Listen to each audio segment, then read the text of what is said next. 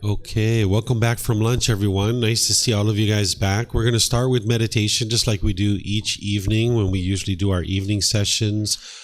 We're going to start with this meditation to realize non-self because I just taught it to you this morning. You had an opportunity to do it once. Now you get an opportunity to do it again, kind of give it a little bit more practice. So you'll just have it as part of your tool belt. So remember, we're going to be doing chanting to ease into the meditation.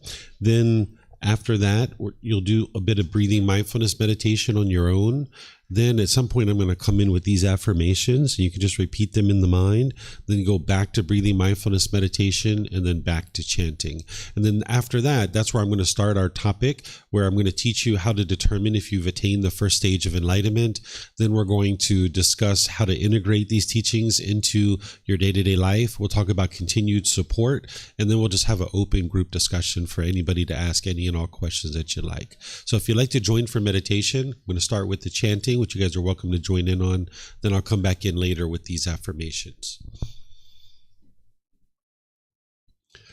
Arahang Samma Sambuddho Bhagava Bhutang Bhagavanhang Abhivateyami Savakato Bhagavata Tammo Dhammang Namasami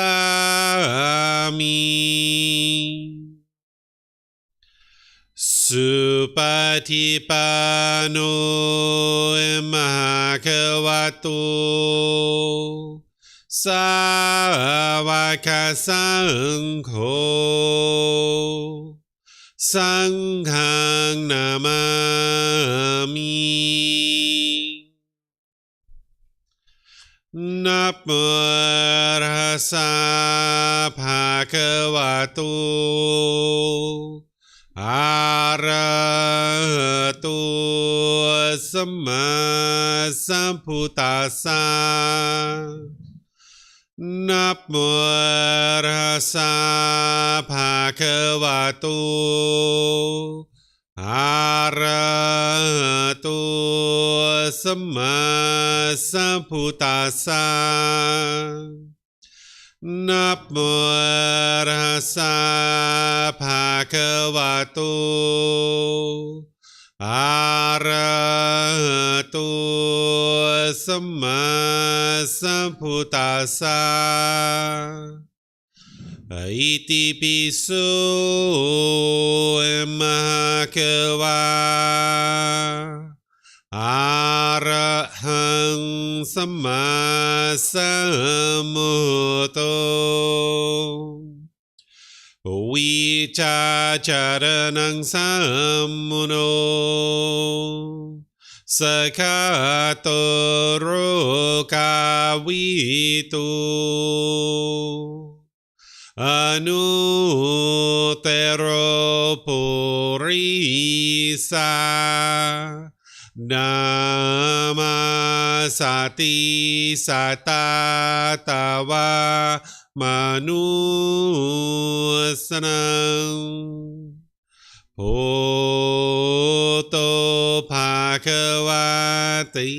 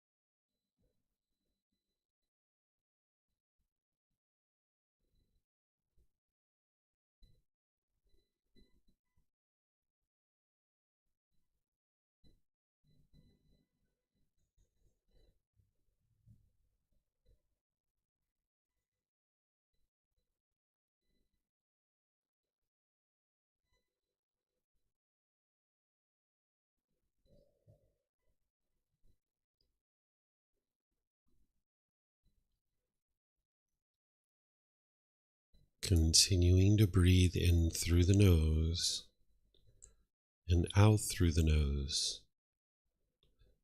Repeat these affirmations in the mind on the out breath.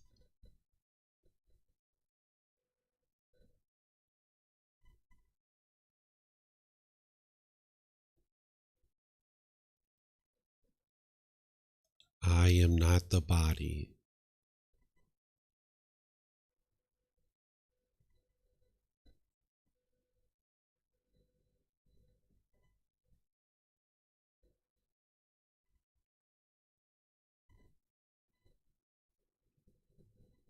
I am not the body.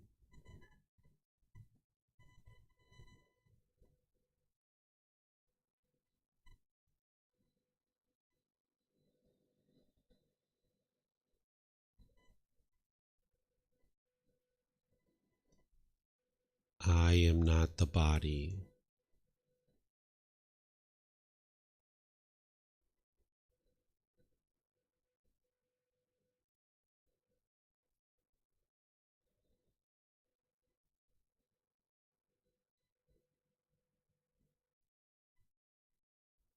I am not the body.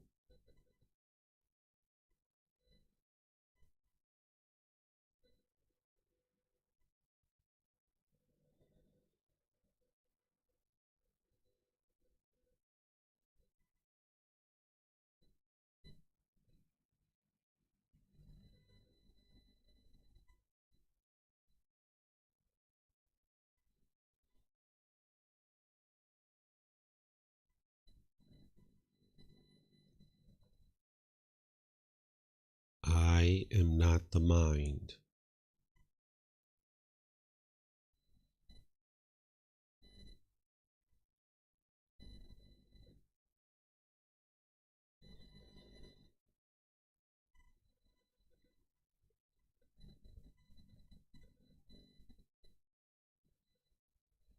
I am not the mind.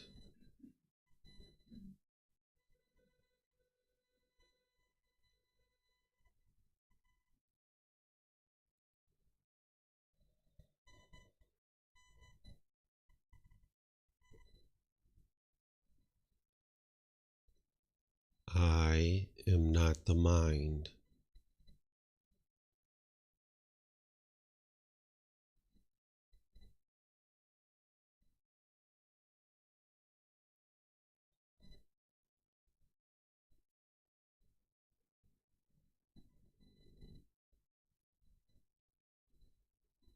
I am not the mind.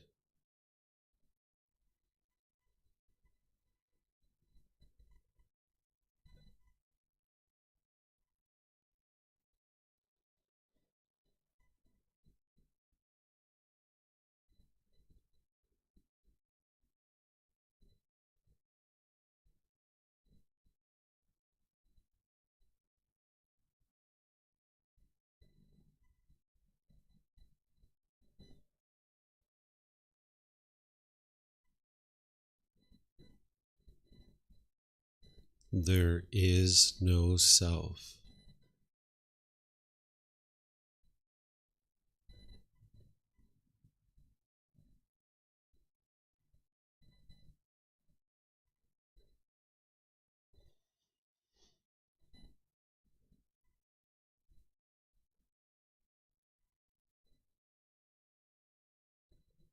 There is no self.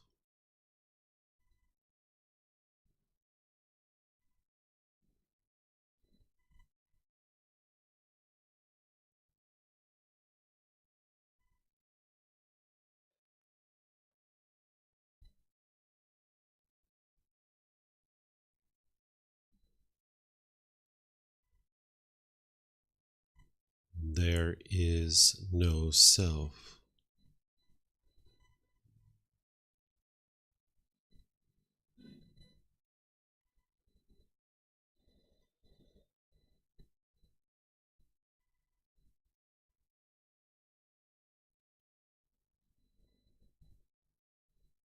There is no self.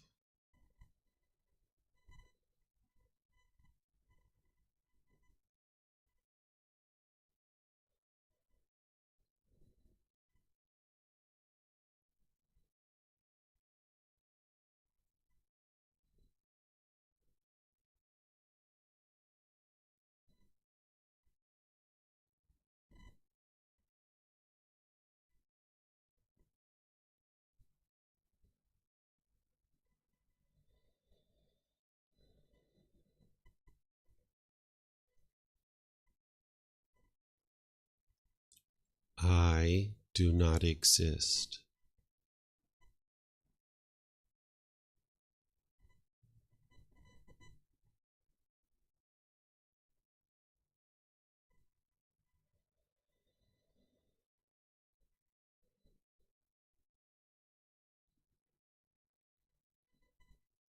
I do not exist.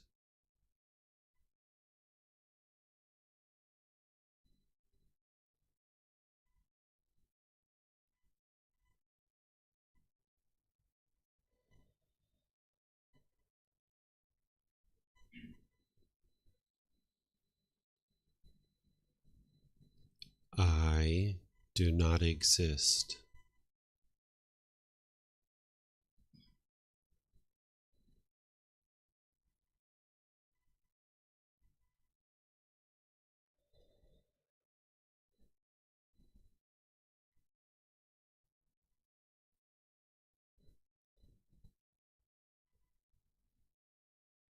I do not exist.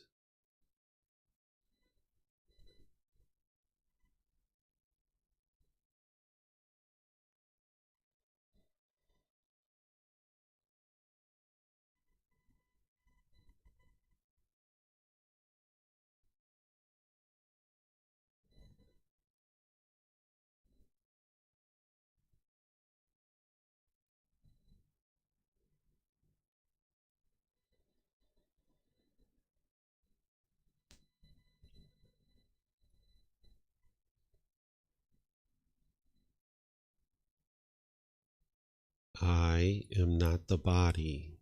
I am not the mind. There is no self. I do not exist.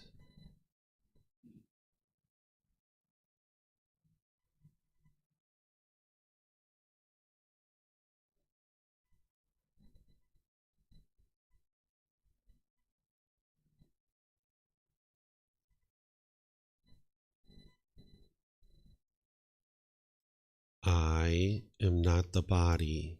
I am not the mind. There is no self. I do not exist.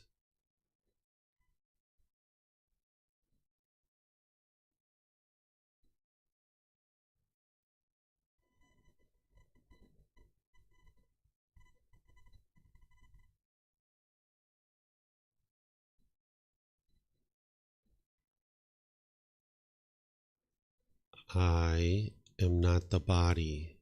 I am not the mind. There is no self. I do not exist.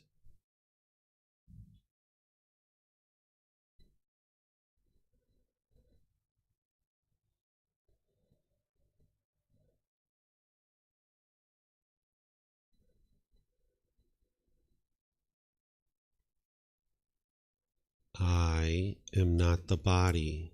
I am not the mind. There is no self. I do not exist.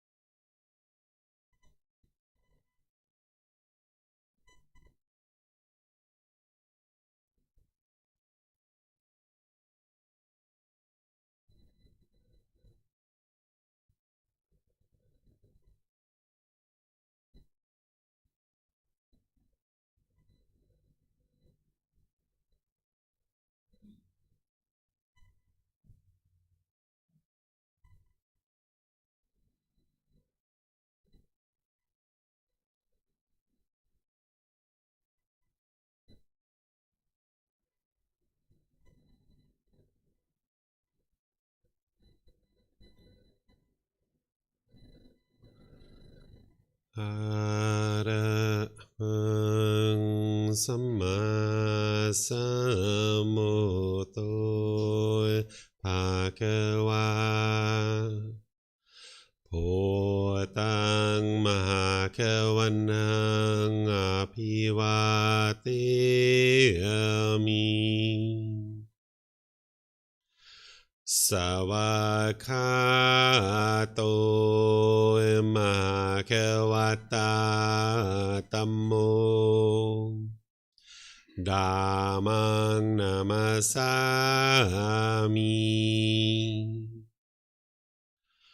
Supatipano Mahakavato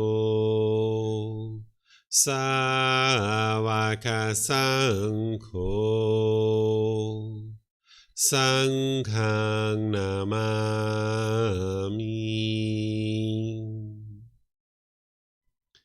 Namo Rasa Bhagavato Arahato Samma Sambuddhassa Namo Rasa Bhagavato Arahato Samma Sambuddhassa Namo Rasa Bhagavato Arahato Samma Sambuddhassa Iti Piso Mahakava Arahang Samma Sambuddho Vichacharanang Sammuno Sakato Rogavitu Anuttero Purisa Dhamma Sati Satatawa Manusanam Bhoto Bhagavati. Okay, if you guys would like to slowly make your way out of meditation. Okay, what I'd like to do for you guys is here, this was our last meditation together for the retreat. I'd like to give you guys an opportunity to ask any questions that you like about this meditation or any other meditations that we talked about during this retreat or anything about meditation in general. This is an opportunity for you to get any questions that you have related to any type of meditation, breathing mindfulness, loving kindness, meditation to realize non-self, or even if there's meditations that you've been exposed to that you're wondering whether or not those are actually going to help you get to enlightenment or not, we can talk about all of these things. So anything you guys would like to ask about meditation, we can do that now. So yeah, if you guys would like to get a microphone, or those of you guys online, you can put your questions into Facebook, YouTube, or Zoom, or you can raise your hand in Zoom and ask any and all questions that you like. So yes, ma'am. It's on. Yeah. Oh. Can you hear me? Yeah. Yeah. So during this meditation and loving kindness, the affirmations are on the exhale. I'm just wondering, I understand the ones where we're getting rid of the I on the exhale, but why would the loving kindness one? Because I feel like with an inhale, you're bringing something inward. Is there any, what is the reasoning behind the inhale, exhale, and the affirmations? Sure. I do it on the exhale because you're encompassing the whole world in loving kindness. This is what the Buddha teaches. You're kind of like enveloping the world in loving kindness, but you could do it on the inhale too and see how it affects you. This is what I suggest with some of these things, is that do it this way for like a week or 2 or 3, see how the mind experiences that, then do it on the inhale a week or 2 or 3 and see what's working best for you, because you'll be able to tell within your own mind what's working best. But I do it on the exhale because it's enveloping the whole world in loving kindness. And then also on the realizing non-self, when you use all 4 affirmations in a row, should that all be in one exhale, or should you always be doing 1 affirmation per exhale, or does it matter? The very last line where you can do all of those on one exhale. If you slow down your breath enough and you just have the nice, slow, gradual inhale and exhale, you should be able to do it all on one exhale. But for some people, they're going to have a different lung capacity. They may or may not be able to do it all in one exhale. So they could just continue with that affirmation on the inhale as well. So on the exhale, I am not the body, I'm not the mind. And let's just say they're at the bottom of their inhale or exhale. On their inhale, they could just continue with that. There is no self. I do not exist. Just continue it. Okay, great. Thank you. Yeah, you're welcome. Yes. I don't know who's first, who's second. You guys can just go for it. When doing yoga, I think the teacher would advise to in through the nose and out through the mouth. Mm-hmm. And in the meditation you were teaching, it was in through the nose and out through the nose. Mm-hmm. I'm curious, is there a difference, or is there a reason of those differences? Yeah, a long time ago, I tried meditation, breathing in through the nose and out through the mouth, and it never really gave the post or the pillar that the Buddha talks about. The Buddha talks about this post or pillar for your meditation. It's like these animals are pulling in all these opposite directions, and he actually gives examples. He talks about these 6 animals. He's relating it to the 6 sense bases: the eyes, ears, nose, tongue, the body, and the mind's pulling in all these different directions. And your breath is the post. It's the pillar. It's the anchor. And then as these animals are pulling, then eventually they get to the point where they understand that they're anchored, and they just are calmly sit by the post or pillar.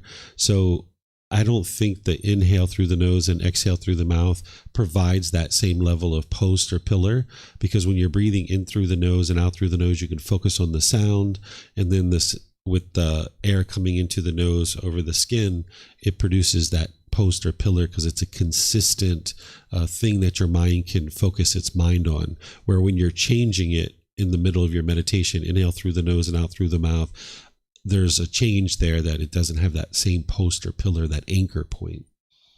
So you're kind of saying there are kind of 2 styles of breathing, and you kind of choose the way of in through the nose and out through the nose. It's your preference? Is that, or? What I notice is that breathing through the in and out of the nose is the best. But there's some people in the world that don't have a nose, right? And they're going to need to breathe in through the mouth and out through the mouth. But if you stick with either nose breathing or mouth breathing, then that would be ideal. Whereas if you're switching during your meditation, the mind gets so busy with that you're not focused on the breath, what you're supposed to be doing, and then cutting off and letting go and bringing the mind back to the breath, which is really building the qualities that you need during your meditation. Thank you. And the second question is, so during the meditation, when you are kind of saying, I'm not the body, when you say that, is my focus supposed to be on my breath, or is to kind of following this the guidance, or it's to repeat the affirmation throughout the process, or it's for myself? I guess I'm just still figuring out what would be the approach when I'm breathing in and out and your voice is in the background. When my voice is in the background, you said? Or your voice? Okay, let me try the question again. Mm-hmm. So during the meditation, there are times where your guidance, the voice coming, you would say, I'm not the body. Mm-hmm. And the time I'm breathing, I'm focusing on my thoughts. Mm-hmm. Is that the right approach? Or at the time, I should also be, my mind should be focusing on, I'm not the body. Okay, so when you're doing this meditation on your own, ultimately you would like to get to the point where you're not using my guidance to be able to do it. You would like to be doing it internally within your own mind. So the body is breathing out, and the mind is just focused on that breath, and then thinking at the same time as you're breathing out, I am not the body.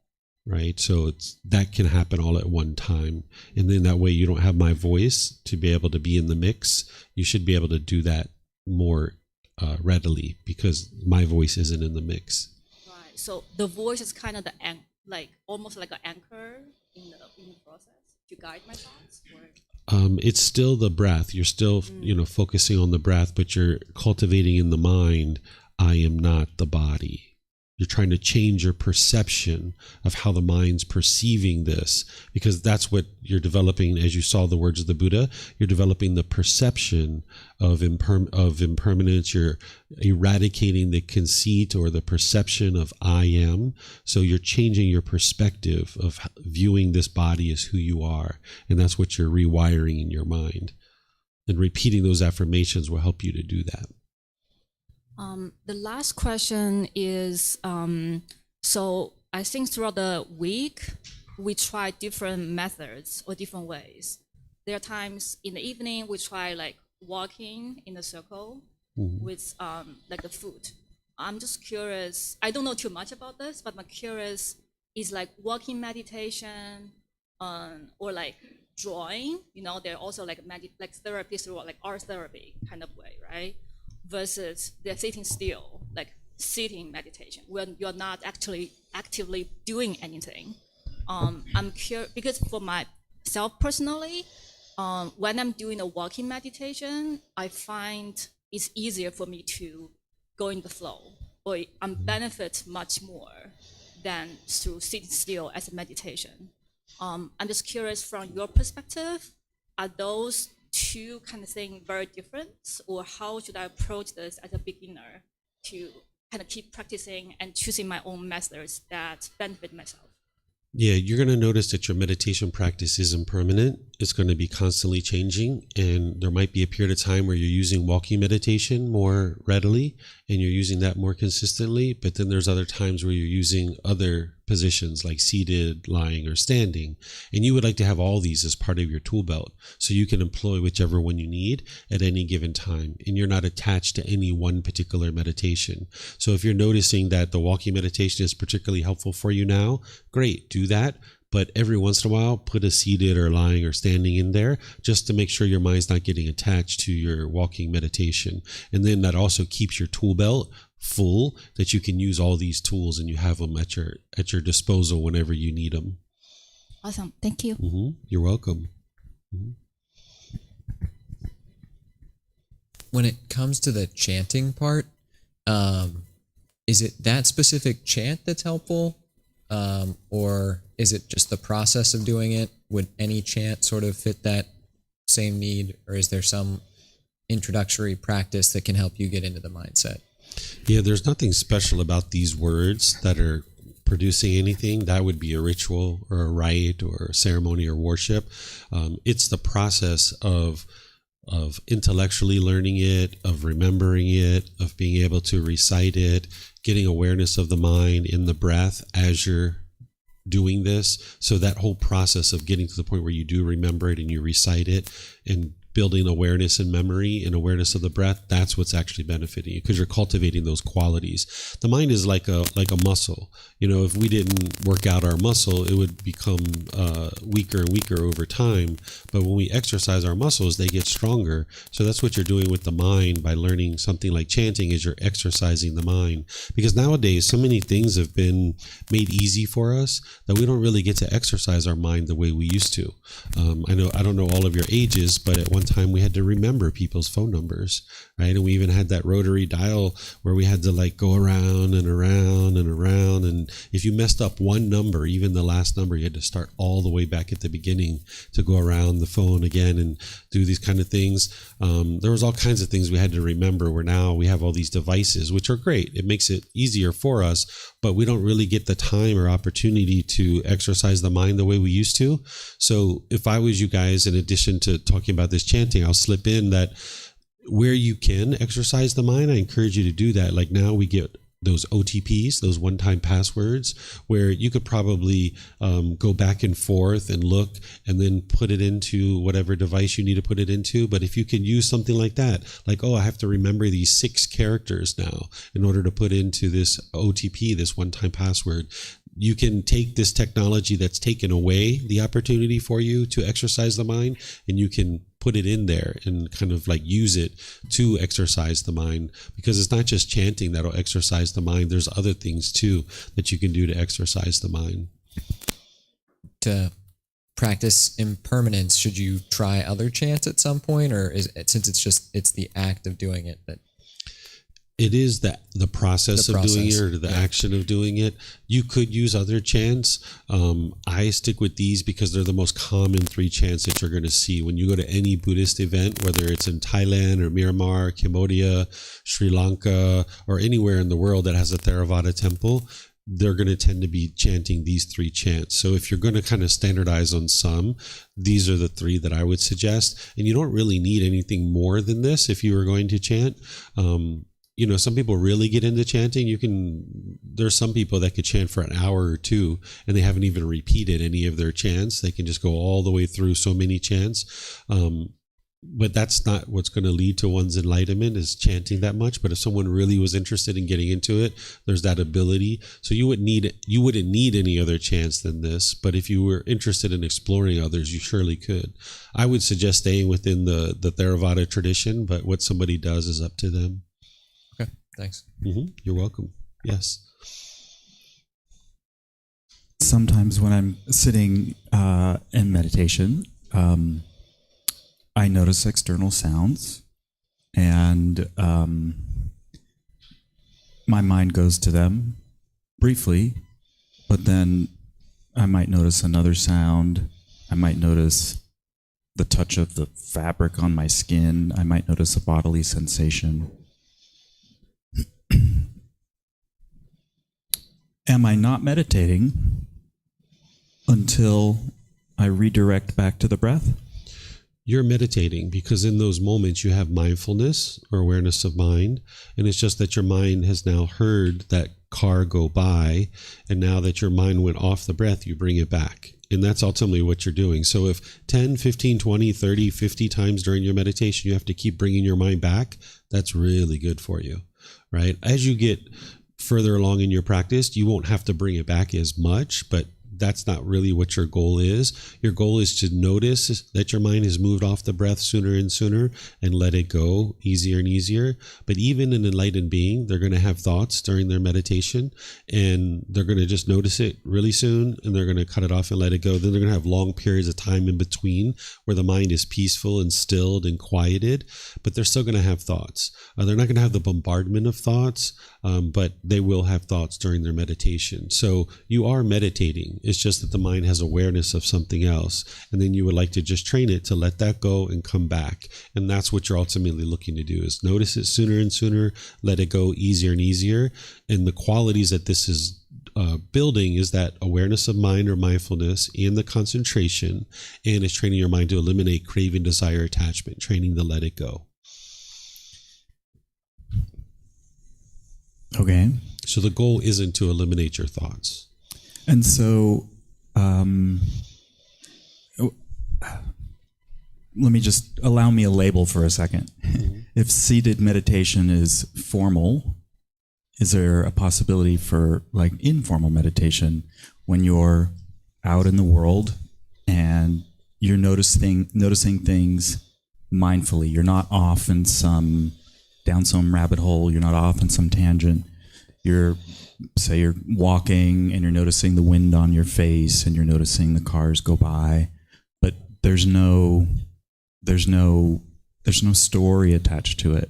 Is this just a byproduct of the formal seated meditation, returning to the breath, cutting it off and returning to the breath? Or could this be like an informal meditation? This isn't meditation. This is practicing mindfulness in your day-to-day life. And then you're applying right effort to cut off and let go.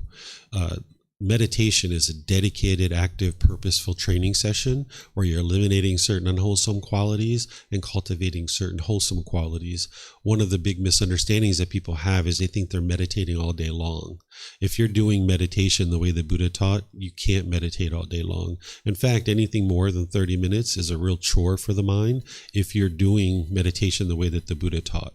If you're sitting there just looking at your thoughts, kind of daydreaming, creating lists and playing around, yeah, you could sit there for hour upon hour and do those kinds of things. But if you're doing meditation the way the Buddha taught, where you're cutting off and letting go, this can be very tiring for the mind because it's pulling so much. It's kind of like if you were holding a dog that was really strong and it kept pulling you and pulling you and pulling you down the street. If you were yanking this back, it would tire out your arm, right? It's the same kind of thing, that if you're doing the meditation the way the Buddha taught, you're going to be exhausted if you did it almost anything more than about 30 minutes. I can count on one hand, maybe two, how many times I've meditated over 30 minutes.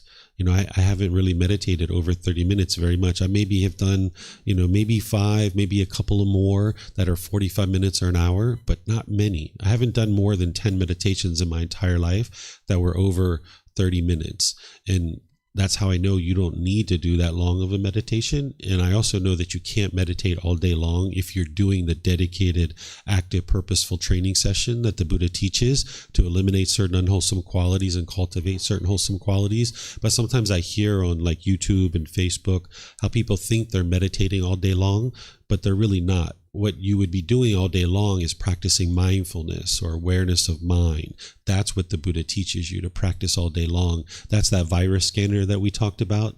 That's kind of overlooking the mind, that you have awareness of your mind. That's what you like to practice. So if you're outside and you feel the wind blowing up against the face, that's just awareness. That's awareness of mind. It's not an actual meditation. That kind of awareness does stem from the practiced meditation. Exactly. So that's what you're doing, is the meditation is like taking your mind to the gym and you're exercising it and you're building certain qualities. And now when you go out into the world, you're using those qualities to benefit you. So one of the qualities you're developing in your meditation is the mindfulness. So now when you're out and about, you're more mindful about the things that is going on around you, your own thoughts, your own awareness. That's because of the work that you did in meditation. But this dedicated, active, purposeful training session is giving you those wholesome qualities and eliminating the unwholesome, so that now you can use that to your benefit in your day-to-day life. So this dedicated, active training session, sometimes I start with that, and it's taxing, and it still feels like I'm being I'm dedicated and active, because sometimes I get this experience where it's sort of as though I can see myself from above, and I'm aware of my breath. I'm aware that thoughts are coming and going.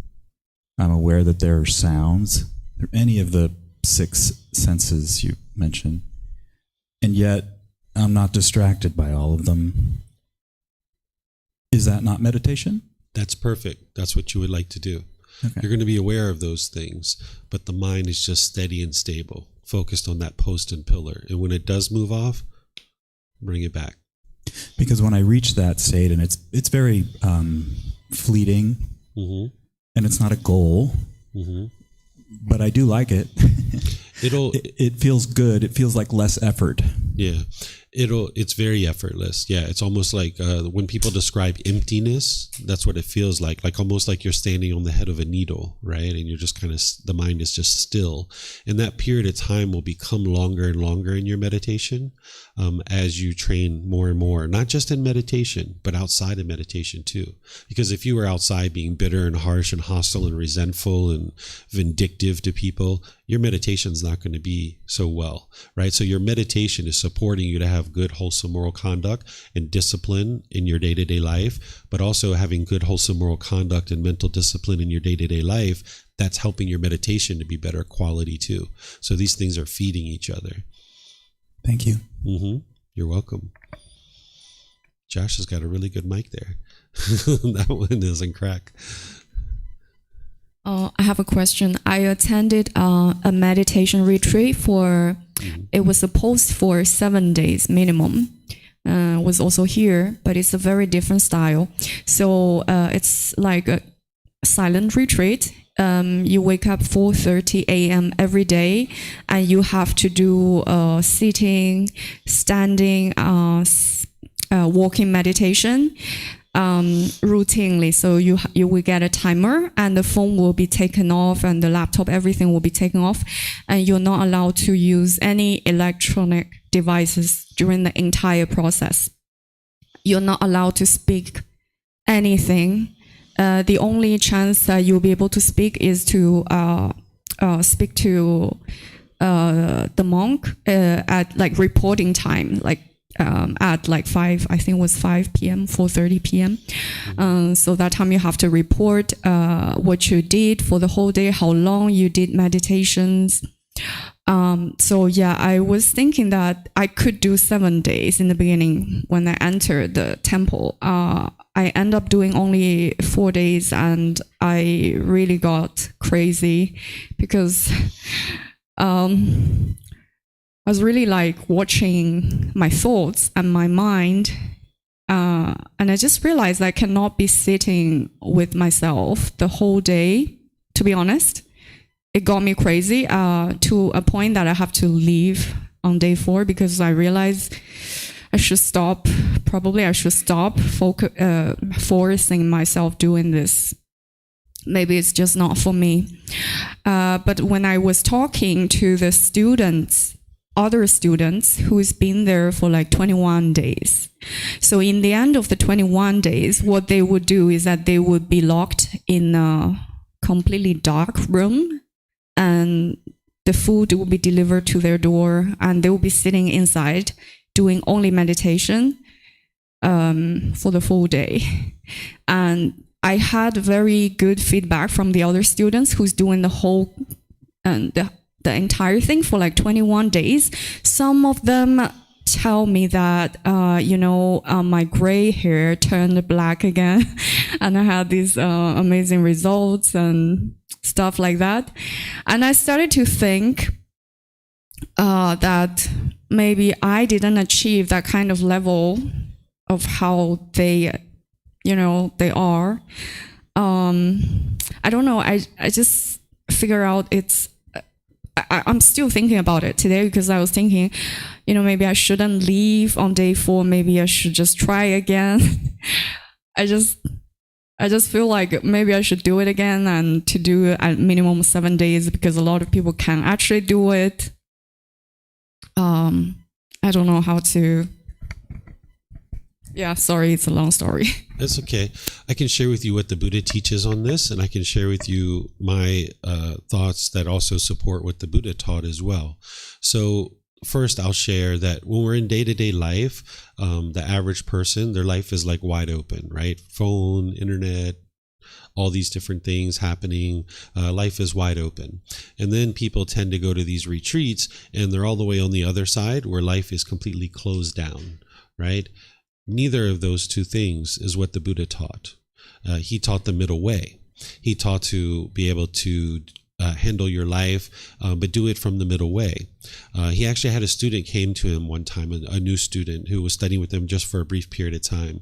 And this student saw a lot of his other classmates, his ordained practitioners, going off into the forest and spending elongated times in the forest, which is like these retreats that people have organized and that people do. And this new student came to the Buddha and was really excited to go off into the forest. And he told the Buddha he was going to go off into the forest. And the Buddha said, you should just stay here among the community. No need for you to go off into the forest. And this student was really eager, wanting to go off into the forest. And the Buddha told him this story. He said, there could be this really strong running river that has this strong current, and there can be a really strong bull elephant going down into the river and playing in this water of this strong flowing river, and is playing and bathing and having a good old time. And then sure-footedly, this elephant comes out of the river.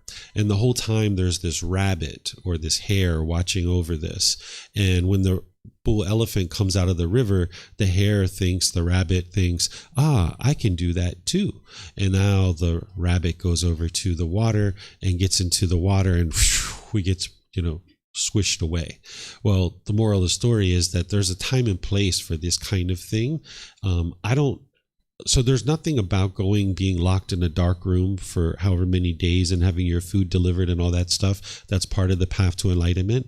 Because at the end of the day, if you're going to be enlightened, it's not going to be from being in a dark room and having your food delivered. It's from going out into the world and interacting with people and learning how to practice right speech and training your mind to not have cravings, desires, attachments, and becoming discontent and frustrated and agitated and annoyed when you hear a horn honking, or your neighbor's playing music, or somebody's walking down the street and bumps into you. Can you maintain your contentedness during those situations? And there's no part of being locked away in a room that's dark, getting your food delivered, that's going to help train your mind to accomplish that. So what I would encourage a student to do is to learn the teachings for several years and practice the teachings that I'm sharing for several years. And then having gone through that type of training where you see I do active retreats, I don't do silent retreats, because this isn't going to lead to enlightenment. Because ultimately you need to learn how to practice things like right speech. You can't even get to the first stage of enlightenment without knowing how to practice right speech. So being silent in a retreat isn't going to teach you how to practice right speech. So if a student has been learning for 2, 3, 4 years, however long it is, and they're shedding all these different attachments and they're getting deeply steeped into the teachings, their mind is going to be becoming more and more peaceful, more and more joyful, more and more calm. They're going to see it themselves. They're getting closer and closer to this first stage of enlightenment, or maybe beyond. And now their life is like pretty darn peaceful, and they're seeing that, they don't really get upset about anything at all. That's the time to go to those retreats. And I'm not suggesting to be locked away into a dark room and have your food delivered, but going into a retreat where it's silent, where you don't have your phone, you don't have Wi-Fi, you don't have your favorite pillow, you don't have that special hot drink that you drink every morning, your oatmeal is not there, or whatever it is that you might eat, that special soy milk that you drink every day, or whatever those things are that you normally have in your day-to-day life, they're all gone. And now when you go away into this retreat, you can observe, what is your mind craving? What are you longing, yearning for? And you're laying there at night and you're like, I wish I had my pillow. I wish I had that blanket. I wish I had that such and such and such and such at breakfast. And now it should only take you about 5 days to see that truly. And now you see that. And now the real work begins when you leave the retreat. Being in the retreat itself, there's really nothing that retreat is going to do to drastically change your mind. But instead, being in the retreat and away from all your potential cravings, you're able to see, what is my mind longing, yearning for? And now when you go home, you're like, I'm attached to that silly pillow. So you know what? I'm going to put this pillow in the closet for the next few months, and I'm not going to sleep with it. And I'm going to train my mind to be able to sleep without it. And now after you do that for a while, then you can bring the pillow back in just because it's a nice pillow, but your mind isn't attached to it. Or that special drink that you normally drink each morning, then okay, I'm going to shed that out of my life for a little while. And then after you see your mind's not attached to it anymore, you can bring it back in. So that's how you can actually benefit from these retreats. It's kind of like when you're learning and practicing these teachings for 2, 3, 4 years, there can be some dust in the corners that you don't see and that you're not aware of. And you can put your mind in a situation where it's all these things are stripped away, and then you'll be able to see if there's any dust in the corners. And now when you see the dust in the corners, now you clean it up when you leave out of the retreat. So going away to that type of thing by itself isn't going to produce any benefit. It's what you do with that time after you leave, having observed your cravings, desires, attachments. People that go to prison, they put them in solitary confinement as a punishment. It's a punishment for people to go to the hole, right? And they actually have laws in some places that you can't put people in solitary confinement for only so long because it is so imploding for the mind. The mind can almost implode. So I don't encourage you to rush out there and go to these silent retreats. Instead, I'm like the Buddha. Stay among the community. Just stay among the community. Learn the teachings, develop your mind, get some tools and techniques. So then at some point when you do decide to go do something like that, you have the teachings and the techniques and the abilities to deal with whatever you're facing when you're in that retreat. You're welcome. You're welcome. With the loving kindness meditation, there's that affirmation about wishing well to all living beings. I find that really hard because it's such a abstract concept, because it's just everything, everyone, the universe. But it seems to get easier when you start focusing down to individuals. And is there a way to bring that sort of kind of focus that you have on individuals to the collective? To all beings. Yeah. So when you're doing all beings, essentially what you're doing is you're not interested in leaving any beings out. So if you start with I, and then you go through those successive rings where you're either doing groups of people or individuals, like a group of people. I gave you that example, like may all police officers or may all politicians be peaceful, safe, well, free of discontentedness. So after you work all the way through that, the all beings is just like all encompassing to make sure that you can fully envelop the entire world with your loving kindness within your own mind. So one of the things that you can do is some people like to do visualization when they're doing loving kindness meditation. So like when I was doing this with my mom, in my mind, I was cultivating loving kindness for my mom. I would envision that mom was sitting right in front of me, and there was like this molasses that was going over from her head down, enveloping her whole body. And this was my loving kindness enveloping mom. So you can have this visualization. So you might choose to envision or visualize the entire world as you're doing that. And that can maybe help you bring up some of the loving kindness and have it permeate in the mind. Okay. One more thing with the loving kindness. I find that if I focus loving kindness on certain people, I get sad because it brings up the fear of losing them. And it's kind of like in my being, these things are like tied together. And so like the more I love something, the more I fear losing it. Which I know you're going to say is attachment and craving and stuff, but I mean, how do you separate? Okay. You're not understanding the difference between craving, desire, attachment, and love yet. You're not seeing this real clearly because love doesn't cause fear. Love doesn't cause sadness or sorrow or grief or despair or displeasure, any of that. Love is a genuine interest in seeing all beings be well. It's unconditional love, loving you as you are. I don't want anything from you. I don't expect anything from you. I would like to see you be well, having active goodwill towards this being. That doesn't cause sorrow and grief or pain or fear, any of those other things. What's causing the fear to come up during the loving kindness meditation is your attachment to those people, the craving, the desire, the holding on and wanting them to be permanent. It's not this genuine interest in seeing them be well that you're working on cultivating in the loving kindness meditation. It's the mind holding on with the craving. So you're going to need to train your mind to eliminate the craving. So that's where breathing mindfulness meditation comes in generosity. But for individual people, you can do contemplation of death. I think you were here the other day when I was talking about that. You can do that.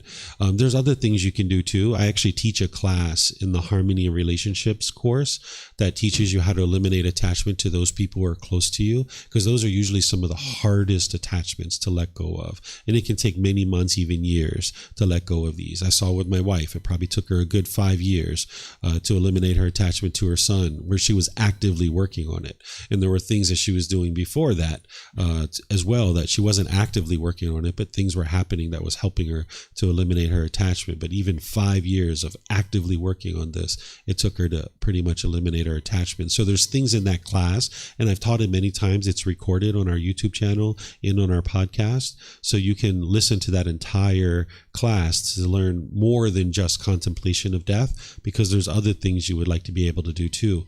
But you need that Eightfold Path to be well practiced, because that's what's going to help all these other things be more effective. So breathing, mindfulness, meditation, generosity, and all the other steps and factors of the Eightfold Path, then the contemplation of death and the things that are in that class, that's what's going to help you eliminate that fear.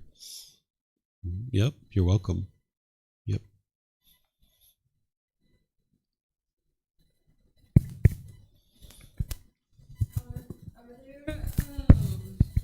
Are there, I don't know, some other affirmations that could help you meditate to realize that? Because I don't know, when I'm saying I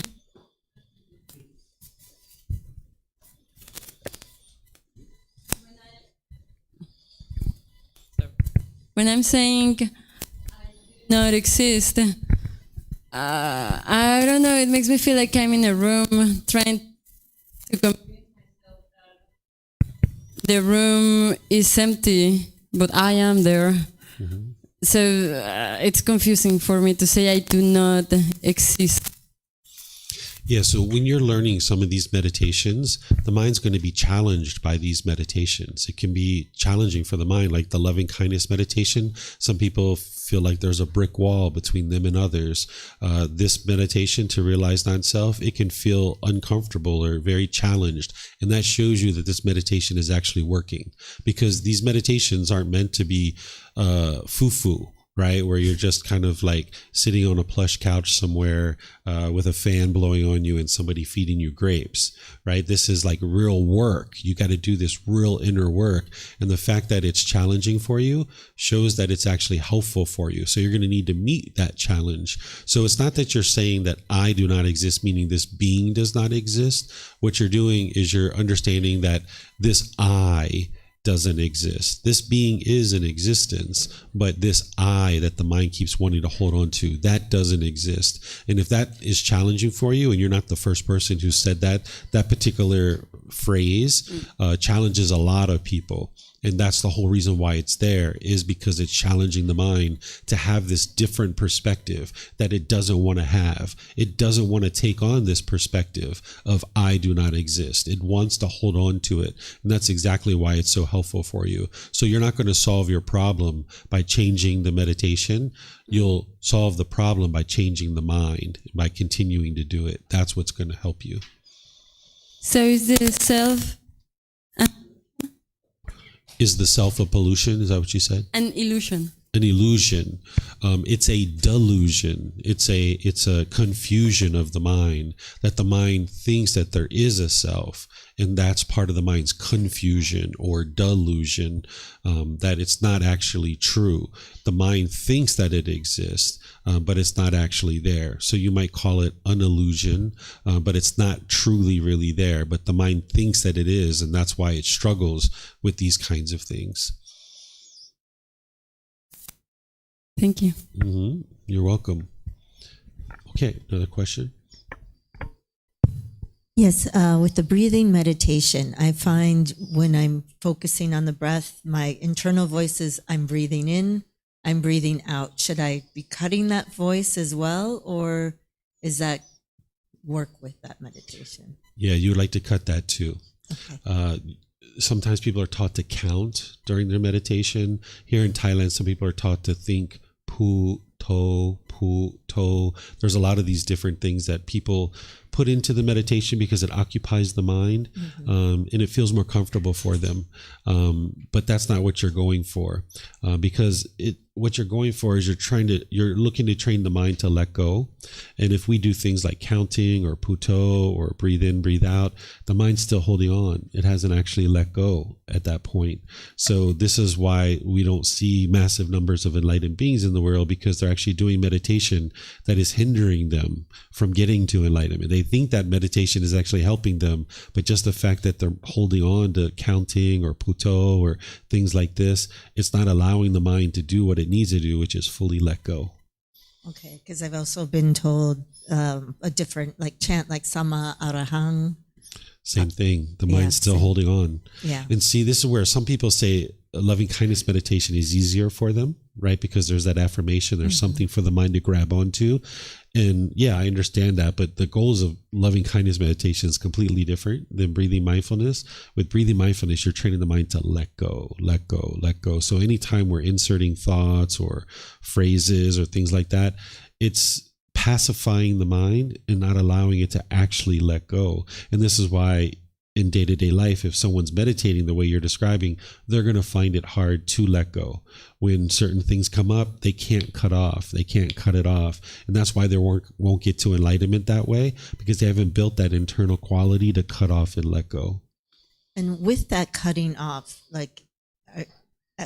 I'm almost again hearing a voice like, don't think, or don't, like an internal voice. So how can you can let it go, but how without the mind interfering?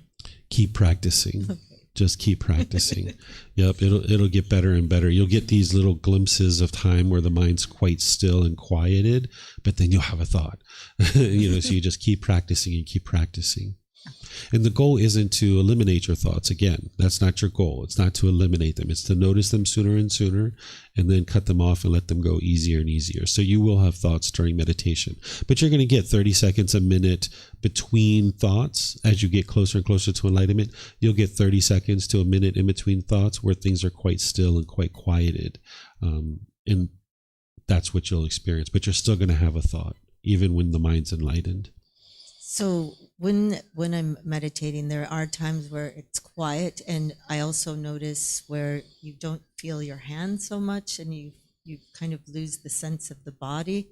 Mm-hmm. How does that fit into this breathing meditation, or is that just something completely different? That's when the mind's starting to get to the point where it's ready to realize non-self. You'll start noticing numbness in the feet and the legs and the hands and the arms, because you're starting to see this separation between the body and the mind more clearly.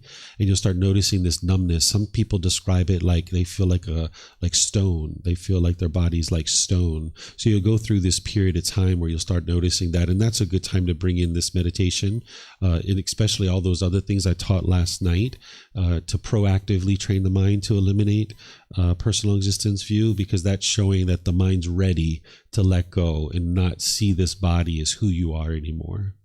Okay, because when that happens, I find myself having to feel my fingers to see that they're still there, in a sense. Yeah, you've got to, that's where the confidence comes in the teachings of the Buddha. You need to have the confidence to know that, and also the natural law of karma, to know that you're sitting here, or this body, this being is sitting here, right, doing nothing other than breathing. You're not causing any harm, and you need to have confidence in the Buddha to really break through that wall where you're not holding on to existence, because that's what you're doing, is you're checking to see, like, am I still here? So you got to get to the point where you're so steady and so stable in meditation that if you died in that moment, you'd be okay with that. You're not aspiring to die. You're not wanting to die. But if you did die in that moment, you'd be completely okay with that you've let go of everything. So in that moment where that numbness is coming on, that's where, if you'd like, you can switch to a meditation like this of, I am not the body. I am not the mind. There is no self, and so forth and so on. Thank you. Mm-hmm. Okay. Yes, ma'am.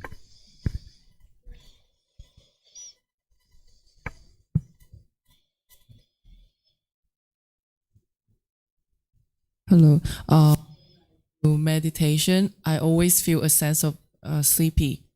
And even when I slept enough and I don't want to sleep anymore, but I still feel the dizziness and I feel sleepy when I do meditation. Sometimes I have the clarity, but I think most of the time and many times I have this dizziness and sleepy, and I don't know if anyone else can relate, but this is my feeling. Yeah. Okay, I'll share with you what's going on there. So the sleepiness is that before someone gets on the path to enlightenment, they're typically not sleeping very well. Even if you're sleeping for 8, 10, 12 hours, you're not getting really good quality deep sleep.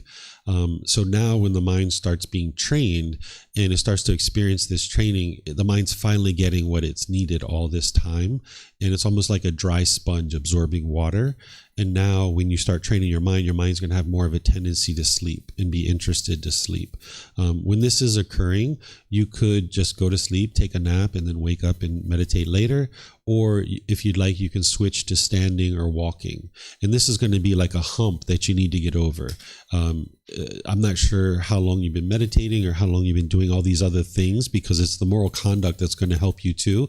But eventually you're going to get over this hump. Sometimes it's 3 months, 6 months, a year hump where you'll notice this sleepiness during meditation. And even after meditation too, you'll notice that the mind's kind of sleepy. That's normal. It's the mind's working really hard to improve. It's doing this training. It's kind of like a brand new athlete going to practice. The first few months, the first year or so of learning this new sport, this human being is going to be more tired and exhausted than the professional athletes that have been doing this for many, many years. So that's what's happening with your mind, with the sleepiness. The dizziness that is occurring, this is because of training the mind. There's changes to the brain. The brain and the mind are two different things. The brain is the physical organ.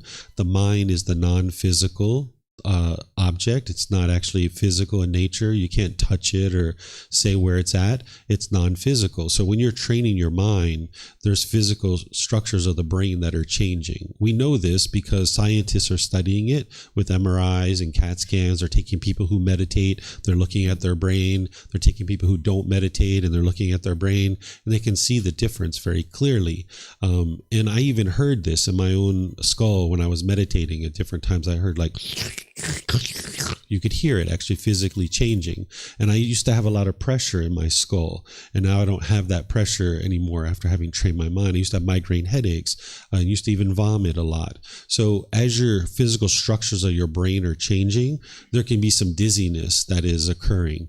This is very common. Even like blurred vision after your meditation, you might notice some blurry vision because vision is happening inside your brain, and you might notice that as well. So these are just the physical structures of your brain changing. And if you stick with that confidence, that's why confidence in the Buddha is so important. Confidence in the Buddha, the teachings, the community, your teacher, and your own ability to get to enlightenment, getting rid of that doubt so you can push through some of these things, so that when you're experiencing some of these, you understand that this being is changing. The physical structures are changing. The mind's changing. You're going to go through these changes that you didn't even know was possible, and you need to have confidence to keep moving past that. So that's what's going to help you to get through it. And once again, it's going to be a hump that once you go through this period of time and you get through all the changes of the brain, eventually all those changes will have taken place and you won't experience that dizziness or blurry vision. You didn't mention blurry vision, but these are things that people experience as part of the brain physically changing. But you'll get over that hump and you won't experience them anymore. Mm-hmm. Question is that like when I have bodily sensation, by example, if I'm angry or I see something that I crave, and I will try to focus on my breath to stop the bodily sensation, but it's not so effective. I need to remind myself, like, focus on the breath. I need to try really hard because it's not such an easy thing to switch directly. Like my mind still cling to it. I have this observation. So what's your way to help? Yeah, that's consistent ongoing training. Just like I was talking about here, the mind not being able to let go is because it's just not very disciplined yet. That it just needs more training, more discipline. You need to be able to control it more. It just hasn't accumulated enough benefits yet. The Buddha gives this a term. He calls it maturing and release. that the mind needs to mature and mature and mature and mature before it can actually release. So it just needs to be trained more and stay consistent and dedicated with it. That's why complacency really hurts you. Like if somebody becomes complacent in their meditation practice, or they're not meditating very much, or they have these long gaps of a week or two between meditations, this really affects the mind. So you'd like to stay dedicated, diligent, determined in your meditation to be consistently meditating. And this is why you'll also notice that frequency is more important than duration, because say you do one meditation a day, and let's just say you miss a meditation. That means your next meditation isn't coming up for 48 hours, and you've actually went that long without meditating. Whereas if you have 2 meditations a day and you happen to miss one, then the next one's right around the corner. So 2 to 3 meditations per day. And even if that second one or that third one is only 5 minutes, just do it, because over time you'll expand that 5 minutes to longer and longer, and you'll be able to build a more sustainable and consistent practice. Yep. Okay, so let me see. Oh, we have some online too. I thought it was time to move on, but looks like we have some online here. Let's see what we've got here. This is a very long one. Let's see. I have realized that I am using English mostly from I perspective because of I have learned as a second language and very easy to speak in this way. When I getting into my native Turkish natural speaking from third person perspective like Thai language, at the same time self word has a semantical different connotation in Turkish. My question is that would that be more aligned to have the words in my native language or learning the language Buddha teaches? Yeah, if you speak in whatever language, if you're thinking more in the third person, this can actually really help you, because even in English, in our household, I tend to speak in the third person.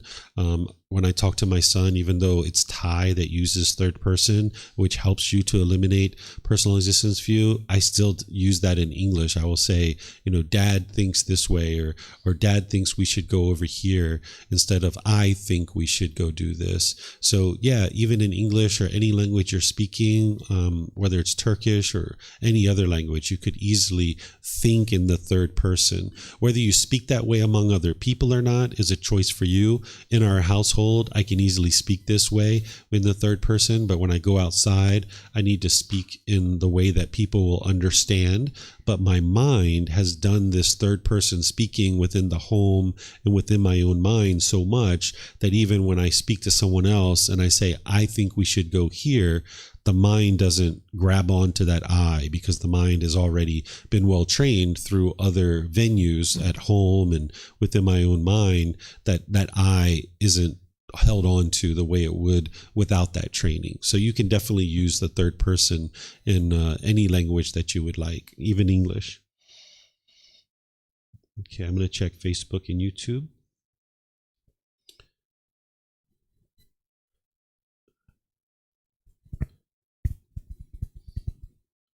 Okay, I don't see any other questions. Oh, I have another one. Yep. Yeah. So it is possible to train the mind to remain peaceful and not have the slightest like turbulence. No matter what, like if you were in an airplane and the airplane is going to crash, the airplane is falling down, you would remain peaceful. That's true. Oh, okay. Thank you. You have a question? I'm wondering, is that possible to live a normal life, can still be reach the enlightenment? I mean, maybe playing an economic role, but can still be enlightenment. Is that possible? Or have to do a monk lifestyle? It can speed up the enlightenment progress. You can still get to enlightenment from the household life. There's nothing about being ordained there's nothing about living in the household life that's going to hinder you from getting to enlightenment. But there's different aspects of being ordained versus household life. I'll answer this for you. And then any other questions that we have on meditation, if you guys would like to ask those, feel free to ask those, and then we'll save anything else for the closing discussion. But I'll answer your question for you. So the household life, you need to really have a lot of inner discipline, because in the ordained life, you're typically living around people who are also interested in getting to enlightenment, and you have kind of built-in support, and you have lots of time to be able to dedicate to learning and practicing the teachings. Where in the household life, you need to have a lot of inner discipline. You need to actively come out and find the teachings, and you need to actively be part of a community. So you need to have more inner discipline. But also nowadays, during the lifetime of the Buddha, I would have said that it's much better to be ordained to get to enlightenment, because in the household life during the lifetime of the Buddha, there was a lot of tasks to do, and we didn't have much time. We had to carry water from the well 2 or 3 times a week and fill up our troughs at our house. We had to make clothing and plant food, and there were so many things just to get our basic necessities met that household practitioners didn't really have much time to actually get to enlightenment. And this is why the Buddha describes household life as very dusty and very dirty, because it's so challenging, because there were so many tasks involved. But now we've gotten way past that, where we've actually systematized a lot of things. Our food is so easy to get. We walk over to the faucet and turn on the water, and we have water instantly. All these things have been made really easy for us, so much so that people fill up their time with things like social media or playing on YouTube or other things like this that are, maybe they could cut that stuff back because it's not as beneficial as something like learning the teachings of the Buddha and meditation and things like this. So during the lifetime of the Buddha, I would have said that being in the ordained lifestyle would be much better to be able to get to enlightenment. And that's what a lot of people still think today, because they're not looking at the nature of what household life was like during the lifetime of the Buddha versus now. If you look at things now, I would say in some respects, the household life makes it a bit easier for you, because in the ordained life, one of the first things they're going to teach you typically is that they think that ordained practitioners are above household practitioners. They think that we're below them. That's building conceit into their practice. Right away, they're measuring and comparing, and they're thinking that they're above household practitioners. And if you're taught that as an ordained practitioner, then you're not going to be able to get to enlightenment if your mind thinks that way. So this is why if you why to an ordained practitioner, they typically won't why you back, because they think that they're above household practitioners, and they don't need to why us. They don't need to show respect to us. So going in that path, that direction, there's a lot of misunderstandings in the ordained lifestyle that is hindering them from being able to get to enlightenment. Where in the household lifestyle, we can practice more fully, but we need to have inner discipline to be able to come out and make sure we find the true teachings of the Buddha, and that we're part of a community, and that we're actively developing our practice. Okay, thank you so much. You're welcome. Yeah, this is a big misunderstanding. People think that just ordained practitioners can get to enlightenment, but it's not true. Yeah. Okay, so let me share with you guys this topic of how to determine if you have attained the first stage of enlightenment. And what I'm going to share with you here is from the Buddha. I've taken what the Buddha taught, and I've brought it into a consolidated format that allows you to be able to learn what it takes to be able to get to the first stage of enlightenment. I've been teaching you all these things all the way through, but now I'm going to show you how to determine if you've actually gotten to the first stage of enlightenment. The first thing is that an individual who gets to the first stage of enlightenment would have eliminated the first 3 fetters. And that's what I taught you over the course of this retreat. This is personal existence view, doubt, and wrong behavior and observances. And having done so, there's other teachings and other things that you would have learned along the way, but these are the 2 fetters that you would have completely eliminated from the mind. So when I taught you guys how to determine whether or not you've eliminated these 3 fetters or not, you would need to determine whether you've eliminated these 3 fetters or not. And once you've eliminated these, your mind will be in the first stage of enlightenment. You'll notice that an individual who's in the first stage of enlightenment will have deep understanding of dependent origination, the natural law of karma, the 5 aggregates, and the 6 sense bases. These are all things that I taught you guys here, but you probably don't deeply understand them yet, right? So you were just exposed to them for the first time because this retreat was all about helping you get to the first stage of enlightenment. So you might have been exposed to these, but you're going to need to study them and make sure you deeply understand them. Then an individual who's in the first stage of enlightenment would have accomplishment in view. I taught you guys this right before one of our excursions, where there's certain things that are determining that someone has obtained the accomplishment in view. And these slides are all available on our website. If you go to buddhadailywisdom.com, click on free books, you can scroll down and you can get a refresher of what is accomplishment in view, because you're going to need to develop that. You're going to need to have accomplishment in generosity. This is something that I actually skipped over because we spent a lot of time on the natural law of karma. But what I'm going to do is I'm going to go back now and show you some things that we skipped over. We skipped over the entire talk about what is merit because we were just spending time learning about the natural law of karma. But now I would like to go back and help you guys learn about accomplishment in generosity and just a little bit of what is merit. Normally I spend about an hour talking about this, but I'm just going to spend a few minutes to make sure you guys understand what is merit, because you're going to need to know this in order to practice accomplishment in generosity. So what merit is where you're giving and sharing, practicing generosity towards the continuation of the teachings of the Buddha.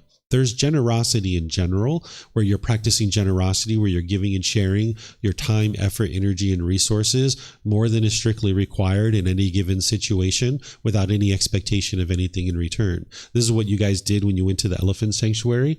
You were practicing generosity, helping the elephants to get food and medicine. This is what you did when you went to the orphanage. You practiced generosity by giving some offerings and spending some time, effort, and energy to share food and supplies with the orphanage. That's generosity.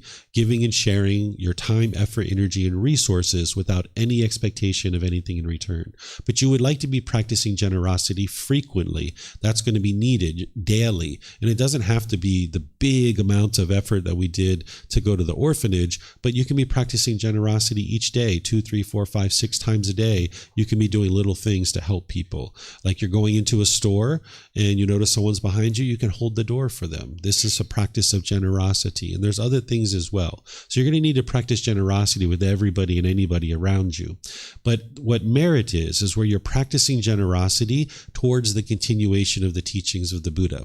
Somebody might help a temple or a teacher, or they might take out the trash or clean or make a financial offering or do offer some food to students who are learning, anything that someone's doing to be able to help the teachings continue, because that's what is needed in order for the teachings to continue so that other people can get benefit in them. And if someone's working towards elimination of their doubt about the teachings, as they eliminate their doubt, they will get to the point where they're more than willing to share with others to be able to help them get access to the teachings, because they will have seen the improvement to the condition of their mind in their life. And they know that sharing these teachings will be the very best thing that could ever happen.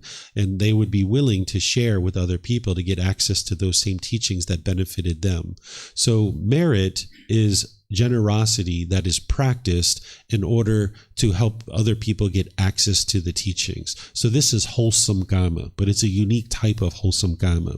I created this diagram in order to be able to help students to understand the difference between generosity and merit. If you're practicing generosity, which is the giving and sharing of more than is strictly required in any given situation without any expectation of anything in return, such as your time, effort, energy, and resources, all you need to do is ask yourself this question, and that will determine whether or not it's merit or not. You ask yourself, was this an offering to a teacher to support the continued sharing of the teachings of the Buddha, helping others to attain enlightenment? If the answer is no, you're experiencing these benefits. That you're eliminating craving, desire, attachment from within your own mind, because you're training your mind to let go by practicing generosity. You're also generating wholesome results or wholesome karma by training your mind to eliminate its selfishness. So this is beneficial for you to practice generosity with just anybody and everybody. This is going to help you. Okay. But if the answer is yes, that this is to help the continued sharing of the teachings of the Buddha, this is what's called merit. You're still getting the benefits of eliminating the craving, desire, attachment in the mind. You're still eliminating the selfishness in the mind. But this extra benefit is that you're helping other people gain access to the teachings. So everything that you see around you is all from merit. The land that we're sitting on at one time was owned by a Thai person. And at some point they were like, wow, these teachings have been really beneficial for me. I'd like to donate this land so that other people can get access to these teachings. And then other members of the community, this was of course 500 years ago when this temple was created, they put together resources and they started constructing these buildings that you see around you. And then slowly but surely this temple environment grew. And a temple is like a womb of a woman. The womb of a woman is the very best place for an individual to grow and develop and to become a better and better individual.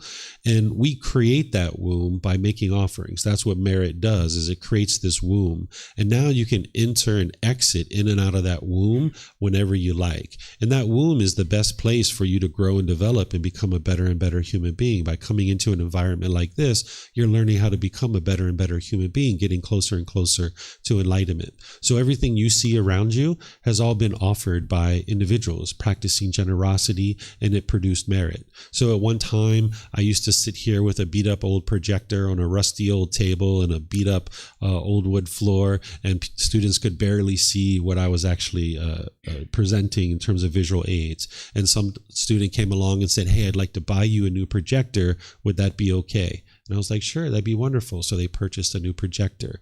And then someone else said, well, hey, I'd like to be able to hang that on the ceiling for you.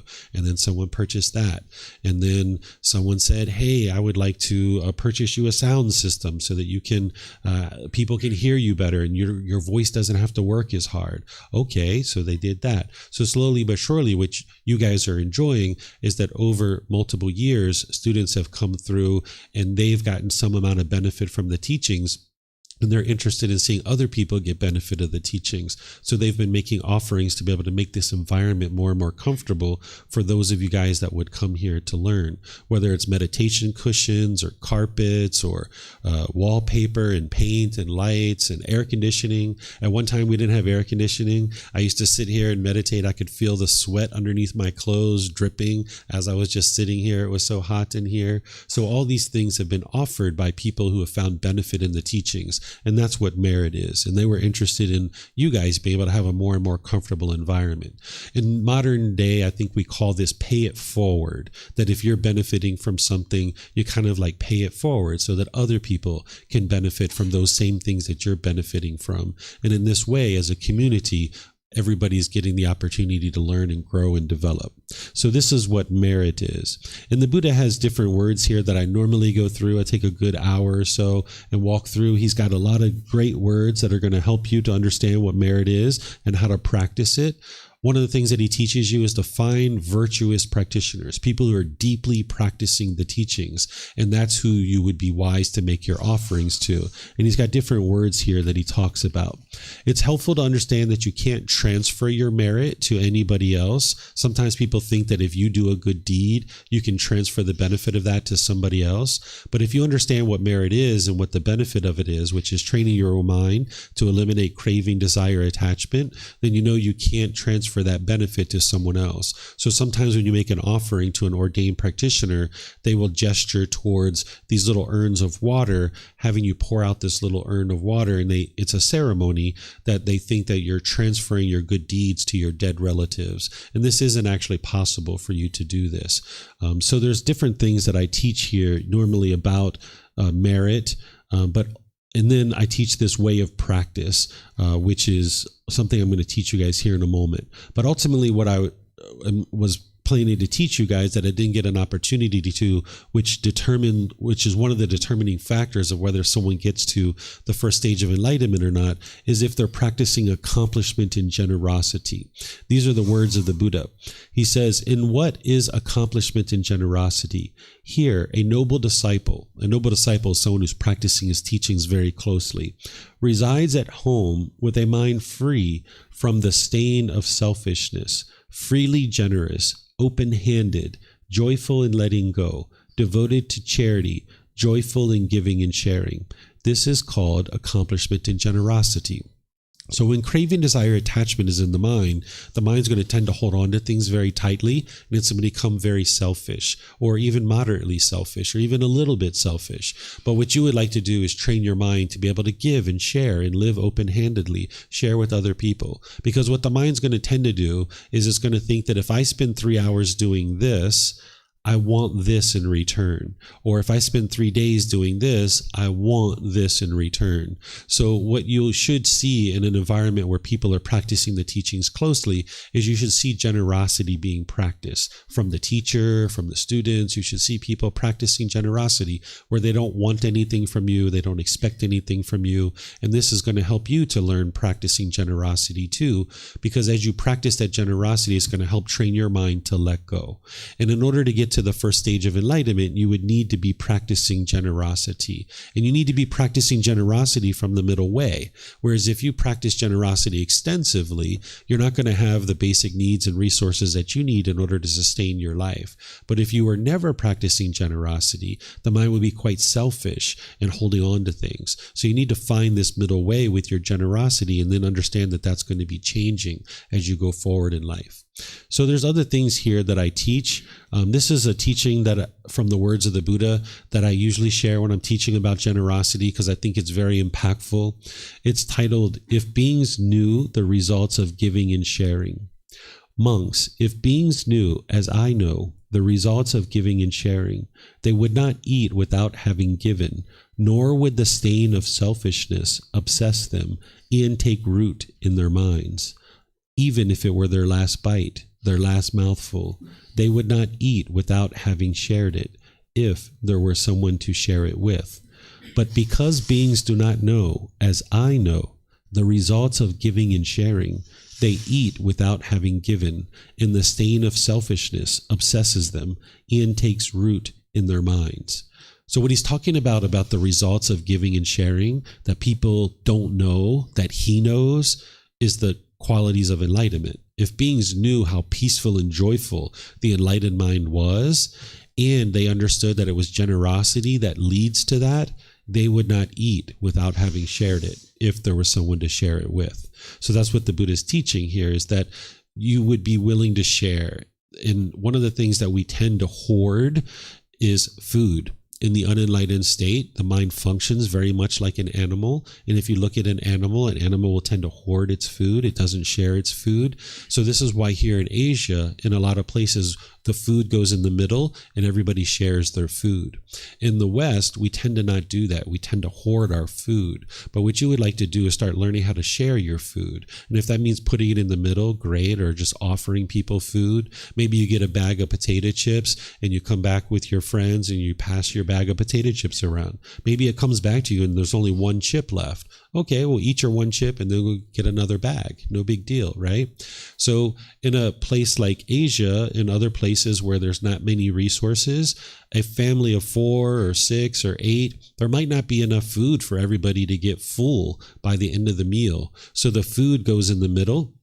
Everybody just takes 2 or 3 spoonfuls and puts it on their plate, and then they eat that little 2 or 3 spoonfuls, and then you take another 2 or 3 spoonfuls, and at the end of the meal, we might not all be full, but everybody's gotten a little bit of food, and we've got a little bit of food on our stomach, and we've now shared, and this food has gradually gone down. So this is why sharing is so important, is that it improves the condition of the mind. And this is why you see it here in Asia, because there's not as many resources where we can all get full by the end of the meal. Sometimes you end a meal and you're not quite full because you don't have the money or the resources to be able to do that.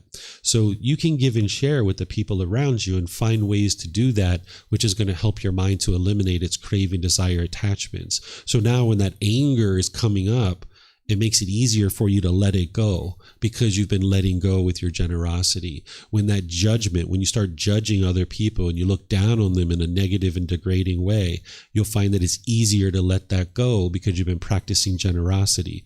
When you're trying to get rid of personal existence view, you'll find it easier because you've been practicing generosity. And of course, breathing mindfulness meditation too.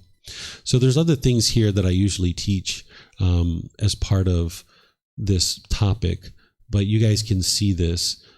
Here the Buddha teaches about how giving the gift of the teachings is the very best gift that you could ever give to anybody, right? If you had a button to press where your family would stay angry and bitter and harsh for the rest of their life, or you could press this button and they would be peaceful and joyful for the rest of their life, which button would you press? Button A or button B? Probably button B, right? You'd like them to be peaceful and joyful for the rest of their life, but we can't press a button, unfortunately. And the only way for us to really be able to share the teachings is to support them and make sure they're available for other people.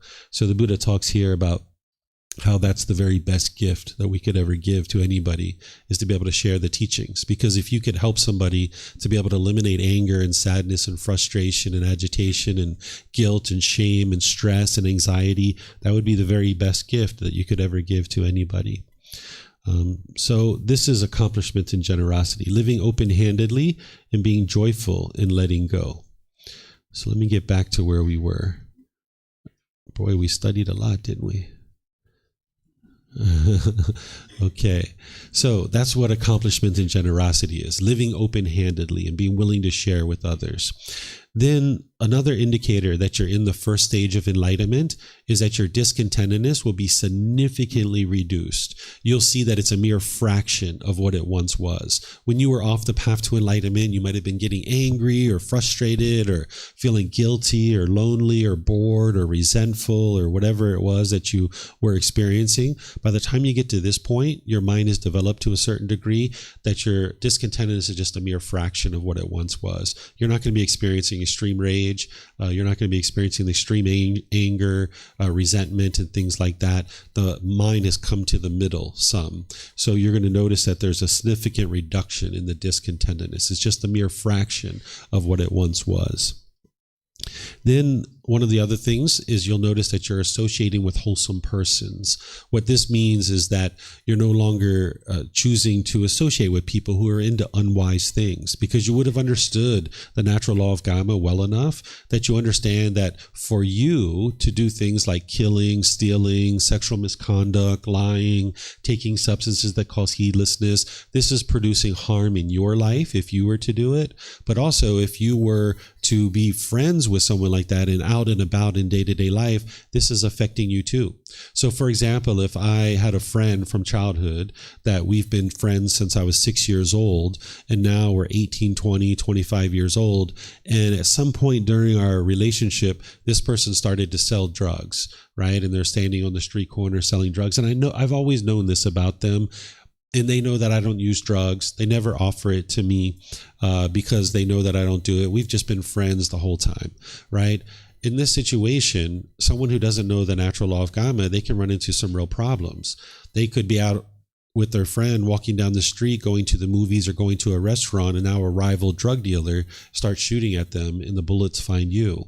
Or you could be in a car driving down the street, the police pull you over and your friend has cocaine in their jacket pocket, and now they slip it under your chair when you're not looking. The police search the car and now you're going to jail. So we're not judging our friend. We're not looking down on them. We're not thinking of them as a bad person. But when you understand the natural law of karma and things like right speech, right action, right livelihood, you would like to make wise decisions about who you choose to associate with. And you're not going to find a perfect friend, right? Because the only person who's practicing perfectly is an enlightened being. So it's not about insulating yourself and living in this bubble. It's about making wise choices about who you choose to spend time with and realizing that that choice is going to impact you, particularly like your life partner or your coworkers and your boss and people like this. If they're making a lot of unwholesome and unwise decisions, those things are going to affect you. If you were in a company where your boss was making unwise decisions about financials and the way they interact in the world, this is all going to impact you. So you would like to make wise choices without judging others, but just understanding like, hey, this person is choosing to do that. I understand that. I'm not going to try to change them. I'm not going to try to force or control them to do anything. But just for me to get to a point where I would like to not be affected by this, I'm going to choose to make different decisions about who I spend time with or what company I'm going to work for and things like this. So by the time you get to the first stage of enlightenment, you'll know the natural law of karma well enough that you'll make wise choices about who you associate with while not judging other people or looking down on them. In order to get to the first stage of enlightenment, you will have needed to hear the true teachings. This is from the Buddha. You wouldn't be able to get to enlightenment without having heard the true teachings. The way that you'll know they're the true teachings is that you can learn them, you can independently verify them through your reflection, and you can practice them and see the improvement to the condition of the mind. You will have had to learn the true words of the Buddha in order to be able to get to the first stage of enlightenment. You're not going to stumble your way into the first stage of enlightenment. So hearing his actual teachings is one of the things that's going to help you and make sure you can get to the first stage of enlightenment. One of the things that you'll do in the first stage of enlightenment is you'll practice careful attention, making all your decisions carefully, because you will have seen the natural law of karma very clearly, and you'll know any decision that you make, either wise or unwise, it's going to produce either wholesome or unwholesome results. And you're going to pay attention to each decision that you're making about where you live, about who you associate with, where you work, what types of things that you do on a day-to-day basis. You're going to be paying careful attention to these kinds of things. You're no longer haphazardly going through life, just making a bunch of random decisions. You're intentionally making decisions about what you're choosing to do at any given time. And this is what's going to lead to you producing wholesome karma or wholesome results. You would also need to be practicing in accordance with the teachings, meaning that you don't just intellectually know what right speech, right action, or right livelihood is, but you're actually practicing it. You would need to be practicing it, making decisions in regards to things like your moral conduct and meditation and things like that. Also, the Buddha shares that someone in the first stage of enlightenment would have bodily, verbal, and mental acts of loving kindness, both in public and private, towards their companions on the path to enlightenment. Because you'll know that it's this community that is going to support you and encourage you to be able to get to enlightenment. You're the one that needs to do the work, but you're going to be learning things from other people besides your teacher. So you would have nothing but loving kindness, a genuine interest in seeing these beings be well. In the first stage of enlightenment, there's still ill will in the mind. So an individual could still have anger and hatred or frustration or agitation towards other people. But by the time you get to the first stage of enlightenment, the mind has improved to a certain degree, and you've seen significant improvement that at least among the people that you spend time with within the community, you're not going to have anger and bitterness and hostility towards them. You're not going to be gossiping and slandering about them by the time you get to this first stage of enlightenment. Okay? Any questions on any of those things? So what I'll share is these things aren't rules. These things aren't Buddha telling you this is what you have to do in order to get to some measuring stick. He's just saying that someone who's developed their mind with the Eightfold Path, this is what they would be practicing, right? So he's not laying out any kind of requirements or criteria. He's just showing you this is what you would be doing as a result of having improved your mind with the Eightfold Path to this degree. Okay, so now this is something that I taught you guys at the very beginning. Oh, Robert, you have a question? Go ahead. The acts of loving kindness in that. This is where I'll just make this example. Let's just say you have a stack of 30 meditation cushions there, and you've got your feet propped up on them. And then there's a I know you only got 4. And then let's just say there's a bunch of students who come in and all the meditation cushions are gone, right? You would have a bodily action where you would be willing to pick that up and give it to somebody and say, here, this is for you. Just messing with you, Robert. If you feel shy, that's your personal existence view getting triggered, right? All right, so that's what bodily acts are, right? That you're willing to put action into showing loving kindness. That, you go get yourself a glass of water, you have the action of saying, hey, would anybody else like a glass of water? Things like that. You're actually willing to do actions that show loving kindness. Mm-hmm. Yes.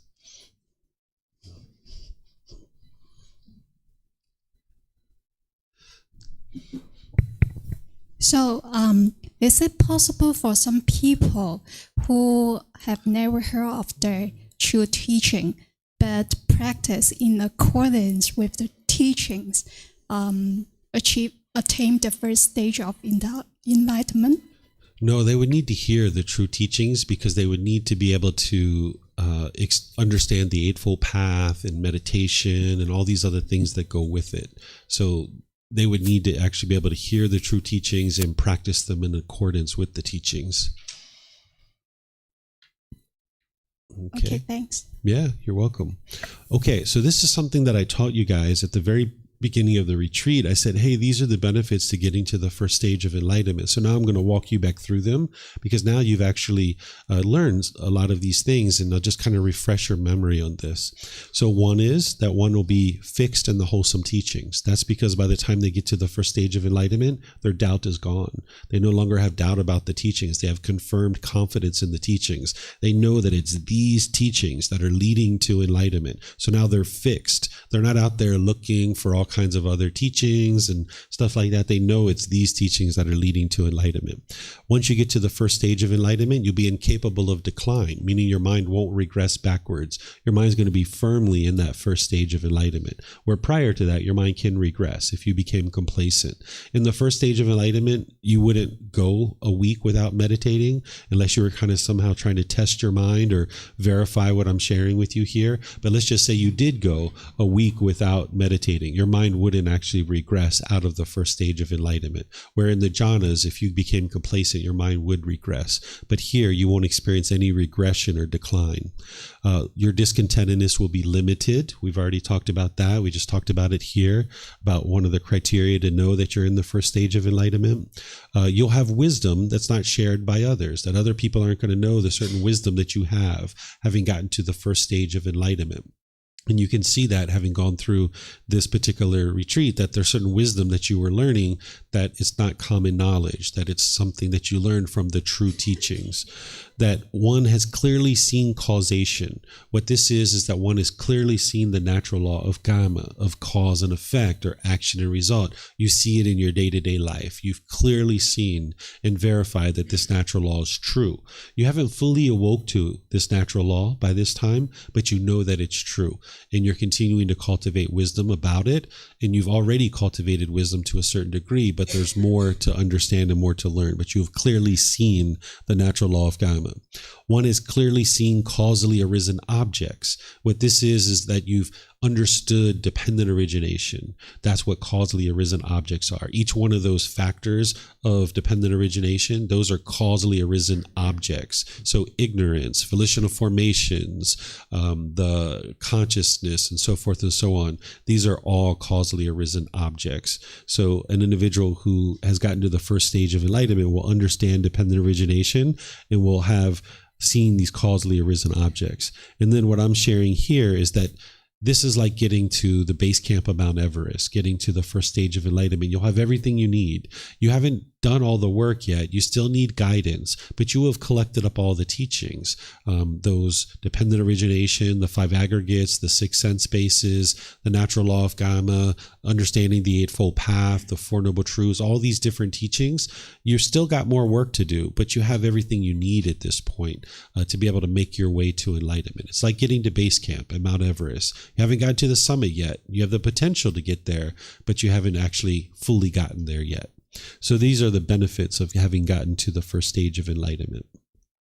So attaining the first stage of enlightenment as a stream enterer, that's what it's referred to in the teachings of the Buddha, because once you enter the stream, it's only a matter of time before you get to the ocean. Just like a log enters the stream, it's only a matter of time before it gets to the ocean. An individual who's entered the first stage of enlightenment, they are considered a stream enterer, right? This is something that the Buddha used as this particular term. Today, we might call it the first stage of enlightenment. Some people refer to it as stream enterer.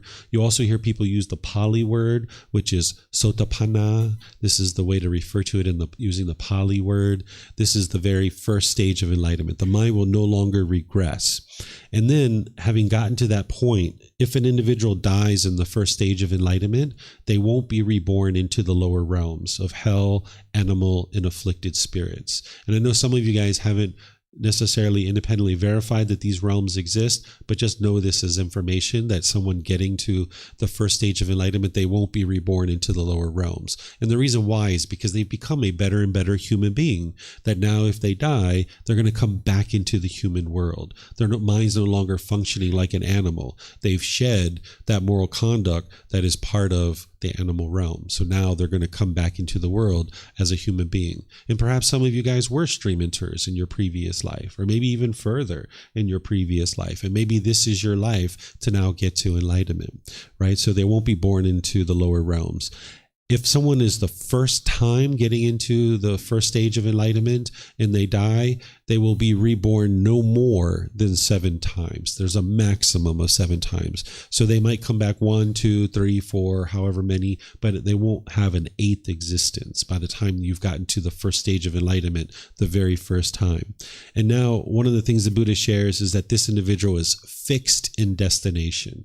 They will get to enlightenment, either in this life or some future life. They're going to get to enlightenment. It's only a matter of time. Okay, so this is part of understanding how to determine if you've actually gotten to enlightenment and some of the benefits of the first stage of enlightenment. Any questions on any of this?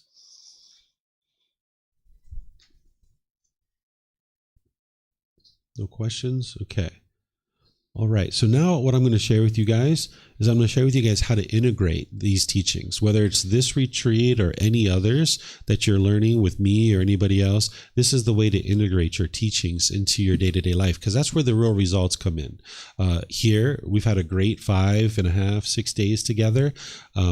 Enjoyable, wonderful time, but whether you actually get benefit out of the time that you've spent here is going to be determined on whether or not you integrate the teachings and the things you've learned into your day-to-day life. So that's what I'm going to share with you.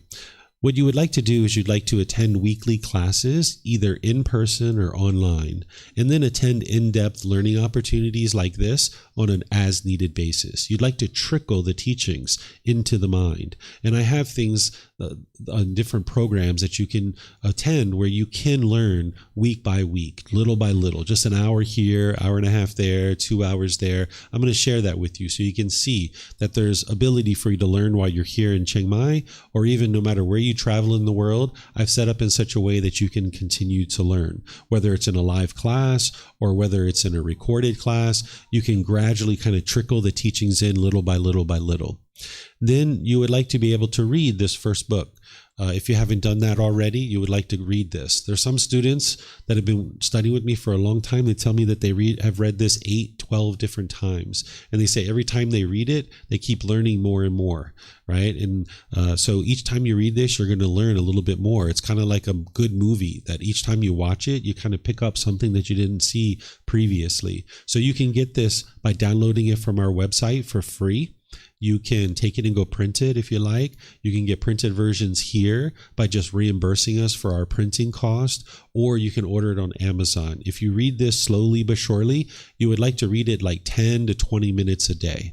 You're not reading it for completion. If you just plow through this in 2 weeks, you're not going to actually learn what you need. But sometimes people actually do it that way. They will read through it in 2 weeks at the very beginning, and then they will start over from the beginning and then slowly start reading through it. It's kind of like if you had a big bite of pizza and you tried to chew on it, it would be really hard for you to chew it and digest it.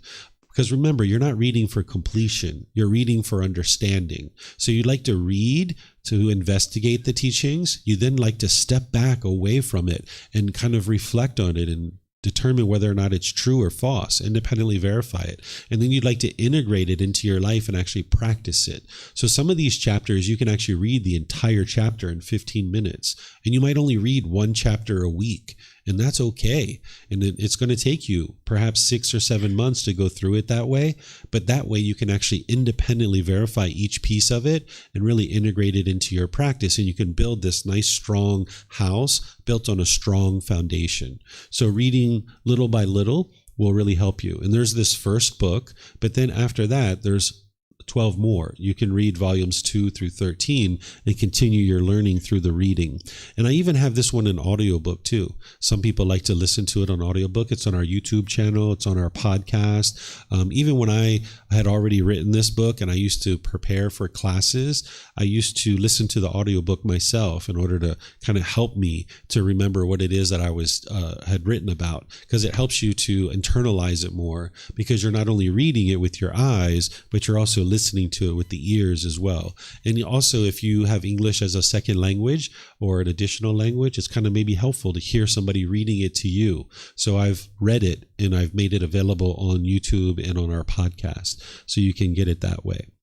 Then you would like to develop your practice of generosity, where you're frequently giving and sharing with the people around you, such as your time, effort, energy, and resources, without any expectation of anything in return, not even a thank you. This is going to help train your mind to let go. And you would like to do this frequently on a daily basis. Here in Thailand, I don't know if you guys notice, they have these little donation boxes everywhere. You can put 10 baht or 5 baht, right? Or if you, in your home country, you can put a quarter or a nickel. That's, of course, American money. I don't know everyone else's money, but you can just put a little bit of money in these little donation boxes. And each time, if in a day you've given away 50 cents or $1, big deal. But each time, 3, 4, 5 times a day, you had to let go of money. You had to let go of money. You had to let go of money. This is really good for your mind. So it's not about the amount of your donations and your generosity. It's about the frequency. Just like meditation, frequency is more important than the amount, right? So if you're frequently practicing generosity, this is having to train your mind to let go more frequently.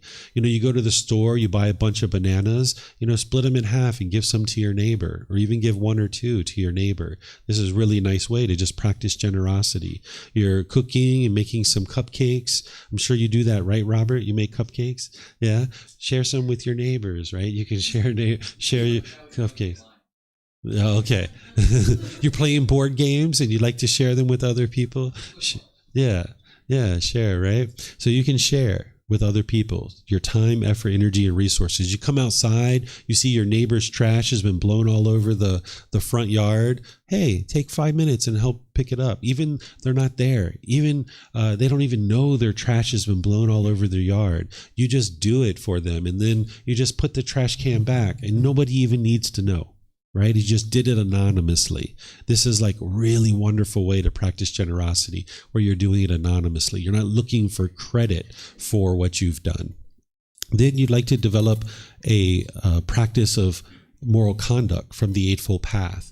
This is something that you would like to do because that pipe has bursted, right? The moral conduct maybe is not so well developed. And as long as you keep spewing oil into the water or into the world, this oil is going to be polluting the world. So you'd like to shut down the oil pipe and get to the point where you're not putting unwholesome moral conduct into the world. So work on improving your moral conduct through the Eightfold Path on a daily basis. Then you'd like to develop your meditation practice 2 or 3 times a day for 30 minutes or more, realizing that this can take 6 months, a year, even 2 years to get to the point where you've got that type of frequency. If you have loving kindness meditation in the morning and you're breathing mindfulness meditation in the evening, that usually works out really well. But that doesn't mean you can't do loving kindness somewhere else during your day. So you'd like to build up to 2 or 3 sessions per day. This is what's called the way of practice: generosity, moral conduct, and meditation. This is what the Buddha taught. That he taught that there was a student who asked him, what should I be doing on a daily basis in order to get to enlightenment? Because there's the Eightfold Path, there's all this other stuff, but what can I be doing on a day-to-day basis to make my way to enlightenment?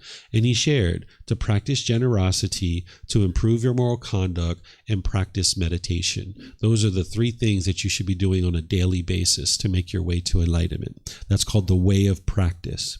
And then lastly, seek guidance from a teacher as you need help, whether that's personal discussion or what have you. get help from a teacher. You're going to need help. You're not going to be able to get to enlightenment without the help of a teacher. It's only an actual Buddha that can get to enlightenment without the help of any teachers or any guides. So you're going to need help from a teacher. So find someone that you can trust, that you have confidence in, that you have access to, that you can schedule appointments with, that you can get resources to help you. Find somebody that's going to be able to help you and guide you along the path. So you're going to need that guidance from a teacher. So any questions on this? How to integrate the teachings? Yes, ma'am. So about the daily practice of generosity, can I just set the daily transformation to some kind of charity to do that, or do I need to do the generosity in person? You don't need to do it in person, because like nowadays, like say you were going to offer a financial like daily or weekly contribution to some charity, you can set it up to be automatic, but usually those things will email you. So that way you know that you're intentionally giving every day or every week or every month or something like that. So you're doing it with intention, but you don't have to do it physically. But as long as you know that you have intention behind doing it regularly, and usually those email reminders will help you see that, yes, that's what I'm doing every single day. I'm making this donation to this charity. Okay, thank you. Mm-hmm. And by the way, doing it that way frequently is actually better than all at once. So like if somebody was going to give $500 once a year, that's not as beneficial as giving like $1 a day. That is actually more beneficial for the mind because it's having to let go more frequently. Would you say like journaling would be beneficial as well, or some kind of reflection? If someone uses that, they could use that, but it's not part of the path to enlightenment. But it doesn't mean that they can't do it or shouldn't do it. If that's what they need in order to do reflection, they could surely do that kind of thing. But it's not something that I teach because it's not required to do that in order to get to enlightenment. Okay, so now in terms of continued support on the path to enlightenment, because you're going to need continued support, these are the things that you have available to you. You have books, audiobooks, videos, podcasts, and quizzes. These are all available at no cost. You can go to our website. That's like a central hub where you can get access to all these things. The quizzes are at the end of each chapter of the first book, where online you can just take a little 20-question quiz, and it'll help you to confirm that you've learned what you needed to learn out of that particular chapter. I don't look at the test scores or the quizzes, but it'll email you and it'll tell you what your score was, so that you can be confident that you learned what you needed to learn. And you'll probably see a few jokes in there as well along the way, because I kind of made some of them a little bit jokey, right? So there's books, audiobooks, videos, podcasts, and quizzes. Then you have in-person and online classes, courses, and retreats. I'm teaching a lot of these from here, and then I live stream them, but I also travel around different parts of the world and I teach. No matter where I am teaching, it's always going to be at no cost. So if you see me anywhere in the world teaching, you're always welcome and invited to come. And it's never going to cost any money, because whenever I travel to teach, the person who's asking me to come, they or a group of people have organized it in such a way that they're supporting me to travel there. And I don't ask for any money or any support. I just need the support in order to be able to get there. So they'll usually pay for my plane ticket, they'll give me a place to sleep, they'll give me a little bit of food, and then I will teach. So the next one of those coming up is in March. I'm going to be in San Francisco, in California, in the USA. So in the middle of March, I'm going to be teaching some classes there. So if you guys happen to be in that part of the world around that time, if you'd like to come, you'll see it on our website. And if you would like me to ever come to where you live, or your friends would like me to come, all you need to do is reach out to me, and then we can just organize it from there. And I do it in such a way, like I mentioned, you don't need to give me anything. I don't expect anything from you.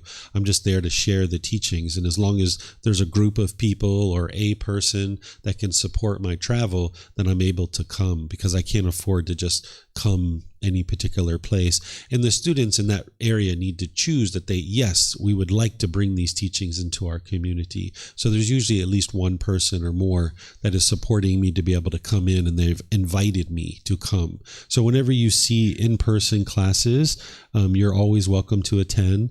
And most of the time, I'm live streaming, whether I'm here or even when I'm on the road. Sometimes the people, when I'm teaching in other places, they will live stream the classes from there too. So you're always welcome to join these at no cost.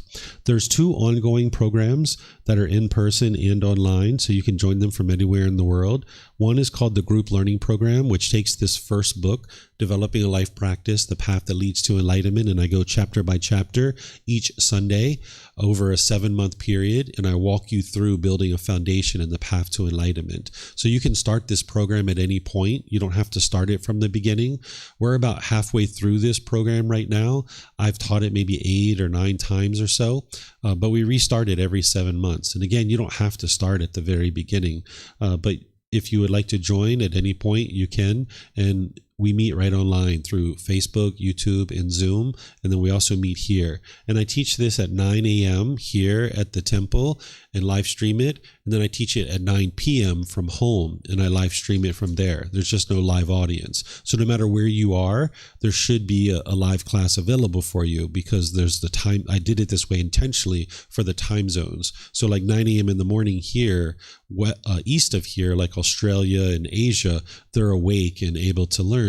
But at 9 p.m., those people are probably asleep. But at 9 a.m., Europe is kind of sleeping, so they can't attend the 9 a.m. class, but the 9 p.m. one they can attend, right? And then if you're like in North, Central, or South America, you kind of have 2 options because you have like Saturday night and Sunday morning, or, Friday night and Saturday morning. You have 2 options available to you. So there's going to be a live class. And where you can't make the live classes, you can attend through watching the recording. It's recorded on YouTube, Facebook, and our podcast. So there's going to be some classes you can attend live, some classes you need to watch the recording, so that's there for you to be able to learn.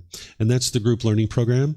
And we do this program exactly the same. The Words of the Buddha, the Pali Canon English study group, we go through volumes 2 through 13 of the book series. And this is a 1.5-year program where we go slowly but surely through that program. We do it a little bit different, but it's still Saturday at 9 a.m. and 9 p.m. So you can look at your local time zone and see which one you would like to attend. Usually students start out with the group learning program and then they kind of move into the Pali Canon and English study group. Then as you need personal help, you can reach out for that either in person if we're in the same city like Chiang Mai or San Francisco or wherever I might be traveling. We can meet and spend time together one-on-one and I'll help you. We can meet anywhere you like. Just let me know and then we can just kind of meet there and then I will help you. Because it's one thing learning in class like this, but it's another thing relating it to your personal challenges. And oftentimes having personal discussion can be really helpful for you to do that. So if you'd like to meet in person, just come talk to me or send me a message and we can communicate that way. If you'd like to meet online, like through Zoom or something like that, you can just go to our website and there's a link there that you can schedule and it'll show you my schedule and then you can look at your schedule through, because it transforms the time zone and you can just schedule an appointment and then we'll just meet in Zoom. Then there's a Facebook group that is available for you guys too. If you'd like to get into Facebook, it's a group called Daily Wisdom, Walking the Path with the Buddha, where the students are in there asking me questions and then I just reply to their questions. Nobody else will reply to you in terms of your questions because it's like an online classroom. And now you can learn from your questions by posting in there, or you can learn from other people because other people will ask questions and then you'll see my answers and this will help you as well. So you can get help in 4 different ways. You can ask questions in a live class. You can post in the Facebook group. You can send me a private message through any of the messaging apps or emails, or you can schedule personal guidance and I'll be able to help you to be able to sit down and help you one-on-one. So this is continued support and it's always available at no cost to all of you guys. Any questions on this? No? Okay. So now we've come, this is the times. So now we've come to, and that's the website. So now we've come to the closing discussion where if you guys have any remaining questions about anything, you can ask any and all questions that you like. So, yes, sir. I have a question about the path. Is something that I really admire and all those things and all the generosity, mindfulness, cultivating things, right? But I don't necessarily feel, or maybe I feel indifferent of this idea of then finding enlightenment. Like, I don't care about that, but I think the other things are super important to do. I think it's more maybe of a statement or thing that I'm saying, but is that normal, I guess? What you're saying is you're not attached to getting to enlightenment. You're not craving it. Yeah, I'm not But craving. you do see the value in all these qualities, and that's good. Right? So if someone was attached to enlightenment and they're longing, yearning for it, then they're not actually going to be able to get to it. They're going to need to eliminate that craving. So if you just make wise decisions to cultivate the mind and progress on the path, this is going to be more successful for an individual to do that rather than crave enlightenment itself. Okay, good. Because I see the benefits of making those things, and then I see good things coming back to me in that sense. Okay. Yeah. Cool. But you would like to do that without expectation, right? Yeah, exactly. Yeah. Perfect. Mm-hmm.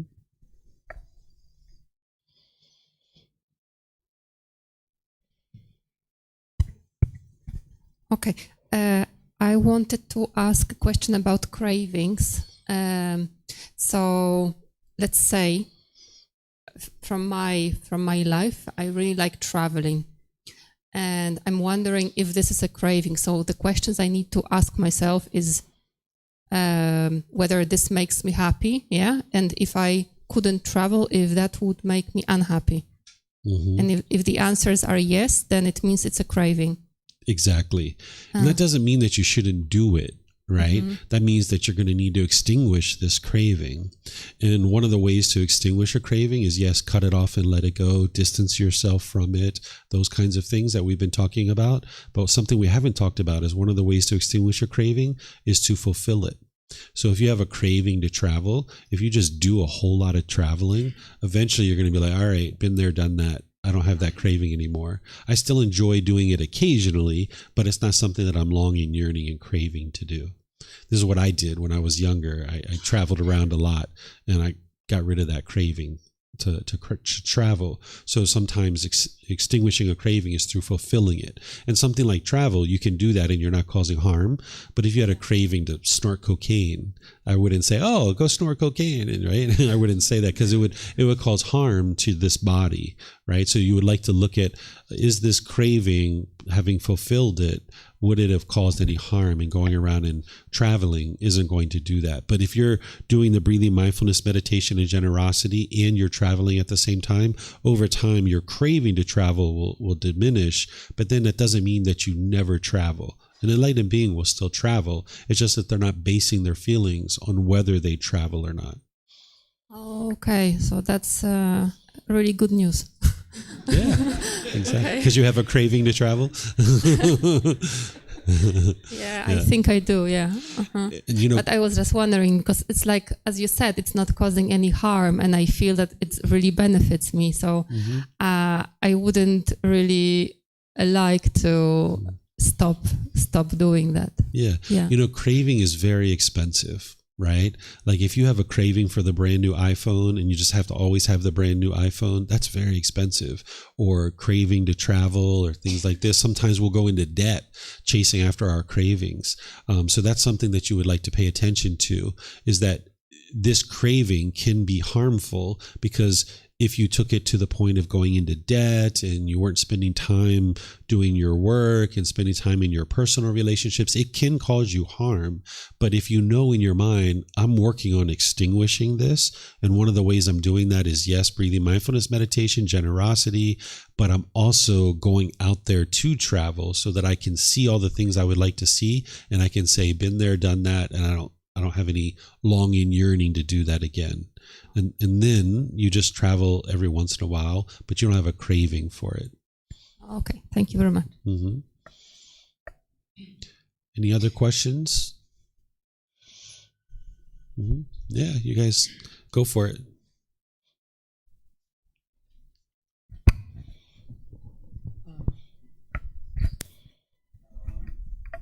Could you give some more context around Theravada Buddhism and what the differences are with other streams, or I don't know how to explain? Yeah, so there's three main schools that you're going to see in the world, which is Theravada, Mahayana, and then Vajrayana. The Theravada tradition is taught in Sri Lanka, Myanmar, Cambodia, Laos, Thailand, southern Vietnam. Those are like the focal points, but it's really spread all throughout the world. And in this tradition, they think that the original words of the Buddha is in the Pali Canon, and that's what we should be learning and practicing. And they're disinterested in making changes to that. And like I said, it's spread all throughout the world. The Mahayana tradition comes about 500 to 1,000 years after the death of the Buddha, and it was already modified. It was already changed. In the Theravada tradition, you'll see people that are practicing things that aren't the teachings of the Buddha, but the overall principle of this tradition is to not change the teachings. And the name Theravada comes from teachings of the elders. That's what it means. So Mahayana tradition has already been changed. This is where you'll see it in East Asia, like China. That's the main focal point. And you'll see rites and rituals and ceremonies of worship. You'll see that in Theravada too, but you'll see that mostly in Mahayana, in Vajrayana quite a bit. You'll see rites, rituals, ceremonies, and worship. The people in the Theravada tradition that are doing rites, rituals, ceremonies, and worship, that's not what the Buddha taught. But you'll see these kinds of things in the Mahayana, in the Vajrayana as well. The Vajrayana tradition goes into worshiping deities and things like this. The Vajrayana tradition is what you see in Tibet and the Russian Republic of Kalmykia. They have it in there as well. And this is the Dalai Lama. He practices that tradition. So they're worshiping things like the green Tara and things like this that the Buddha never taught, these kinds of things. That comes about 1,000 years after the life of the Buddha. Most people would consider what I'm teaching to be the Theravada tradition, but I don't even think of it that way. I just think of it as this is the words of the Buddha. This is what the Buddha taught. We have about over 200 different branches of Buddhism throughout the world, but there was only one Buddha, so there can only be one path to enlightenment, the one that he taught, and it's based on his words. So whether someone labels that as Theravada, Mahayana, or Vajrayana, that doesn't really matter. What I'm interested in is seeing more and more people get to enlightenment, and I know it's his original teachings that lead to that. So that's what I consider that I'm teaching, which is the path to enlightenment based on the original words of the Buddha. But other people would probably say that's Theravada because we're basing our teachings on the Pali Canon and not interested in changing his teachings. Mm-hmm.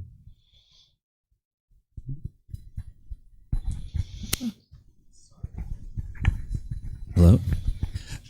This may be a little bit of a frivolous question, but is there anyone in recent history that showed examples of being enlightened and probably were, in your opinion? Yes, there's people that are enlightened in the world, but there's no running list anywhere because whether someone's enlightened or not is subjective based on the person who's looking at that individual, based on what that person understands about enlightenment. You can look at somebody else and determine whether they're enlightened or not. So I've met plenty of people who are enlightened, but there's no running list anywhere. But there are enlightened beings in the world. You may even meet an enlightened being and don't even realize you're talking to one because they're not going to tell you that they're enlightened. But the more you know what enlightenment is, you'll be able to know whether someone's enlightened or not. I guess I'm just thinking of specific names in history like Gandhi or Martin Luther King Jr. or anybody like that. Yeah, I wouldn't name any of those people. I never met them, so I can't say. But I know people that are enlightened, but you're not going to necessarily know them. So, but I don't know of any of those people because I never met them. Yeah. Mm-hmm. Repeat the question this morning. You say, I make sure I ask about it this afternoon. Sure. What's your opinion about the intense meditation camps? The intense meditation camps? Yes. Were you here when I answered the question? Yeah, about the I also.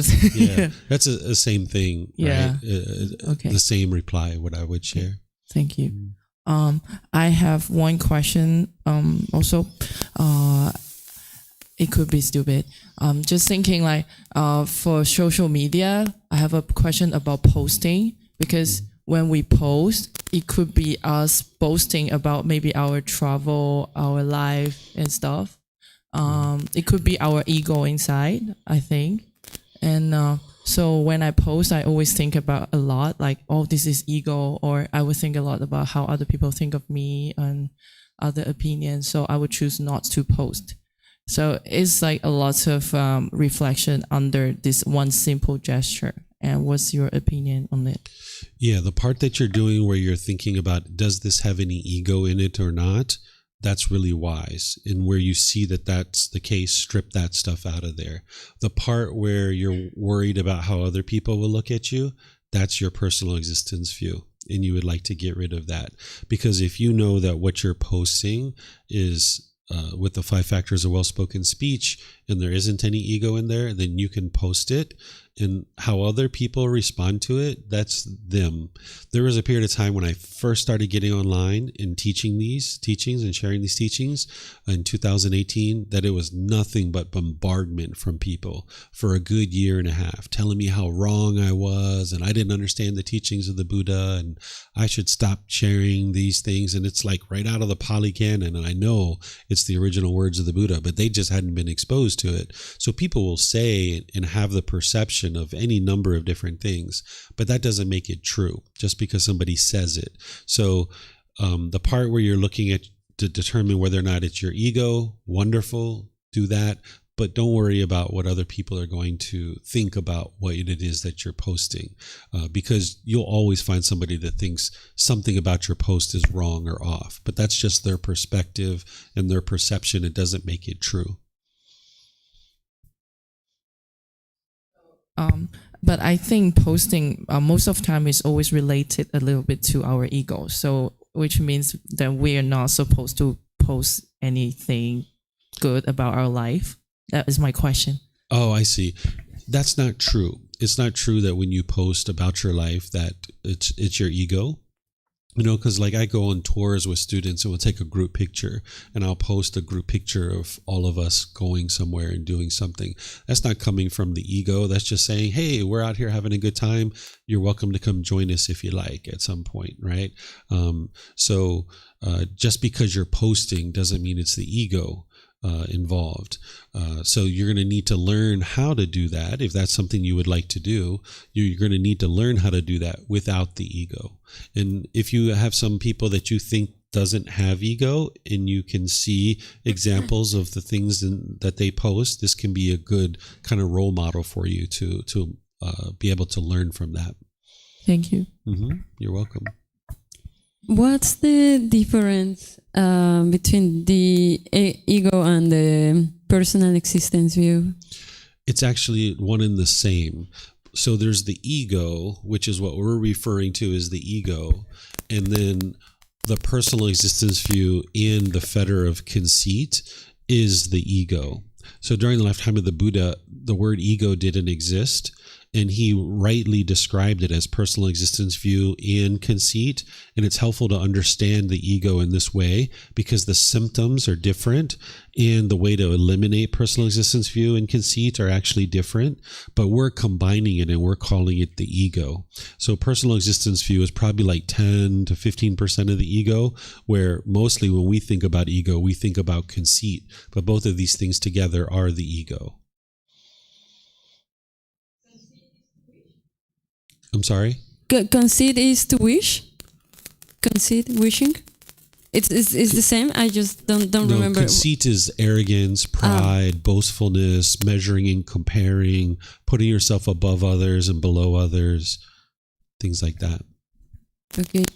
And to answer your question from earlier, yes, animals do have ego. Mm-hmm. Okay. Mm-hmm. Just ask about anything about what you shared today. You can ask any questions, just open discussion and questions. Oh, okay, because I have a while ago, mm-hmm. and it was about beings, shapeless, formless beings. Mm-hmm.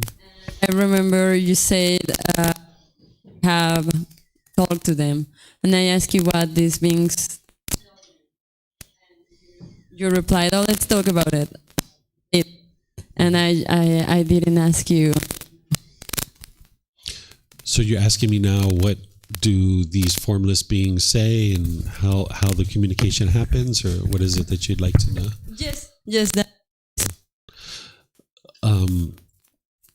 So formless beings that I've interacted with have done everything from, I've interacted with unwholesome formless beings that have talked about all kinds of unwholesome things, to wholesome things, including God, that has communicated with me.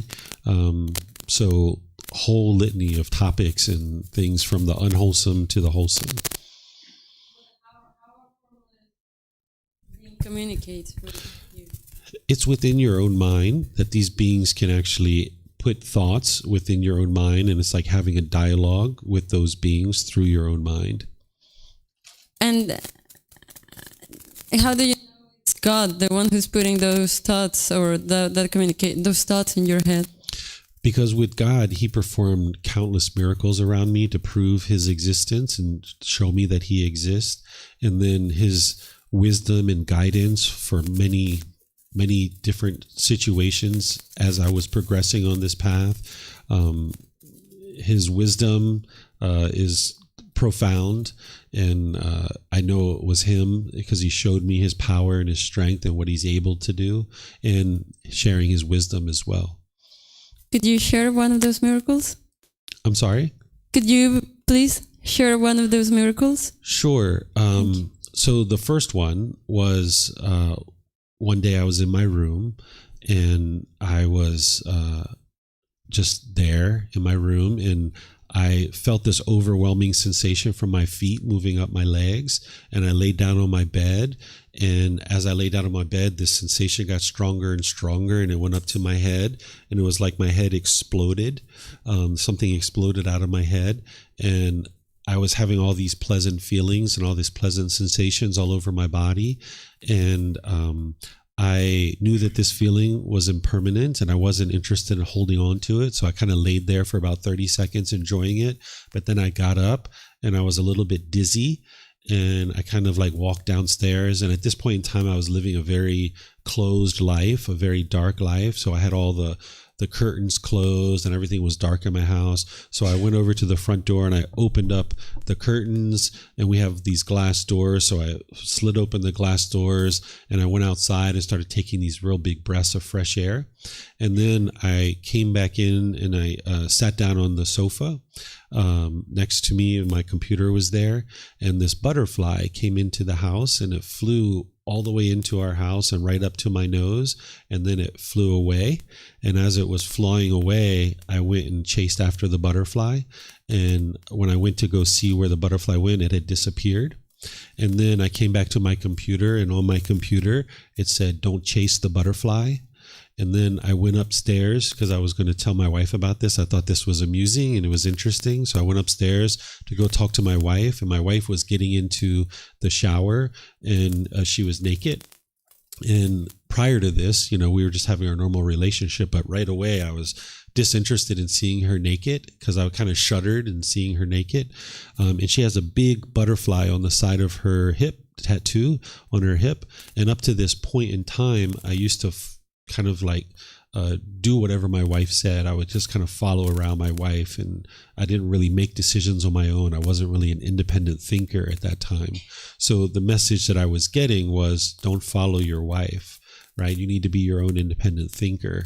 And I never actually told my wife about this because I went in there and I saw the butterfly and I looked at her and I just kind of smiled. And then I was like, I got it. And then I walked away. So this was one particular miracle that God showed me, but I wasn't convinced that was him at that time, because there was multiple other miracles that he performed in order to convince me that this was him, that I didn't just think right away that that was him, because at that point in time, I didn't think that he existed. But that one and several others convinced me that this being exists. That's pretty. Thank you. You're welcome. Other people? You guys have questions? You refer to God as him and his. Is it gender male, or is that just a way of speaking? I refer to this being as a male. The Buddha also said that this being is a male in his teachings. Every time I've interacted with this being, it's been a very strong, very masculine energy, and that doesn't mean that a woman can't be that. A woman surely can be that. My wife is an example of that, very strong woman. But every time I've interacted with this being, it gives me the thought that this being is a male, but how other people think of this being is up to them. But that's the way that I will refer to it, as a male. Got it. Or like it might appear as a female to a woman or to whoever they need to see in whatever form. Yeah, what gender this being of God isn't going to determine whether someone gets to enlightenment or not.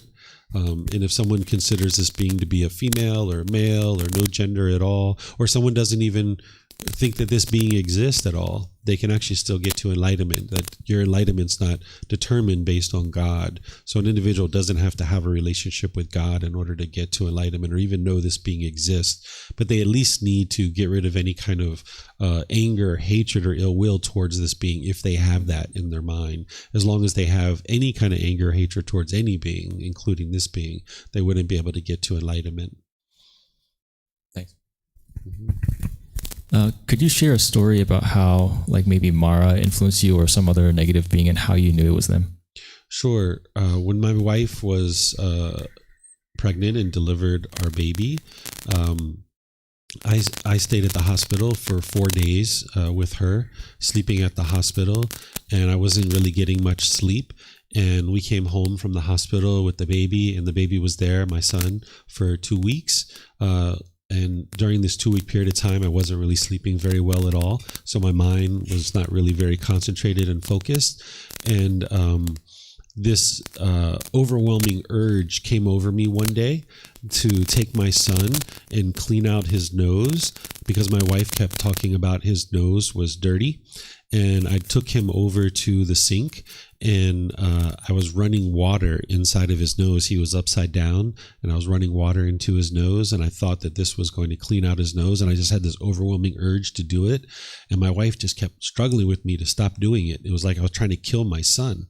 And obviously, if my mind was of awareness and I had conscious thought that was I wasn't sleep deprived and things like this, I would have never done anything like that. Like, intellectually, I know that that's unwise, but this overwhelming urge came to me to do this. And fortunately, my wife was there to stop me from doing it. And we remedied the situation and took care of it. But I had this overwhelming, strong urge from Mara to do this. And then at other times, this being is very heavy, very dark energy, very heavy burden on the shoulders, where God and heavenly beings, they're more uplifted and more light when they come into your life and try to influence you.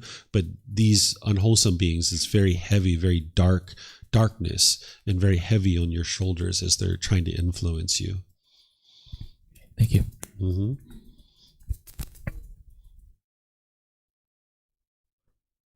And what is God according to the Buddha? The Buddha talks about God as the all-knowing and all-powerful, the supreme being. He talks about him as the creator. Even though when he talks about his creation story, he doesn't mention the word God, but he talks about God as the creator and as the all-knowing, the all-powerful. And this is one of the big misunderstandings about the teachings of the Buddha. There'll be people that tell you that the Buddha denied the existence of God, or that he rejected God, or things like this, but it's not actually true.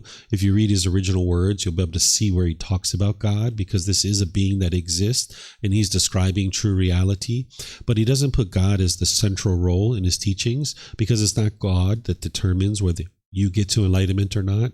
So instead of putting God at the center of his teachings, he puts you at the center of his teachings. So he mentions God, he talks about God multiple times, but he just doesn't put him at the center of his teachings. And he describes him as the all-knowing, all-powerful, the creator, the father. He talks about him as like the first being that ever existed, things like this. My other question is regarding energy.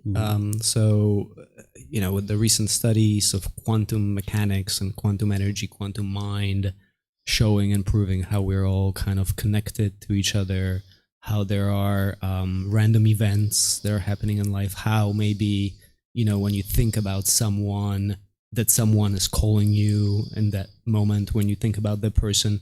So and then there's like the whole topic of like energy, frequency, vibrations. I'm just thinking there's this whole aspect of energy happening in the world, but also our personal energy, our aura, things like that. And it seems that Buddha didn't quite talk about this much, or he decided not to maybe bring it up too much, or at least you haven't mentioned it. So I'm wondering if you maybe have any thoughts about that. Yeah, the Buddha gave a discourse on why he taught what he taught during his lifetime. And he did it when he was walking through the forest with a bunch of his students. And he reached down and he picked up some leaves in his hand. And he asked the students, he said, "What is more, the leaves and all of the trees overhead, or these leaves in my hand?"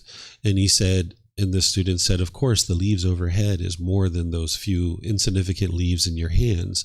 And he said, "So too is the wisdom and the knowledge that I've acquired in my journey to getting to enlightenment by myself. The trees, the leaves in the trees overhead represent all the knowledge that I've gained throughout my journey to get to enlightenment. But that what I teach you is represented by the few leaves in my hands.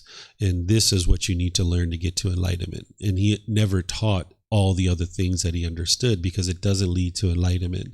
So some of those things that you talked about isn't actually true. There's no such thing as a random event. Everything has got a cause and effect with it. So the Buddha only taught the few leaves that are in his hands, and what we have left of that is assembled in 45 volumes of books. And you can see, like, this particular retreat, there's a lot of content here, and this isn't even all of it, right? There's 3 courses and 2 retreats and 13 books, and this is all consolidated from what the Buddha actually taught. So he's taught extensively, but he only taught the things that you need to get to enlightenment. So those things aren't actually needed to get to enlightenment.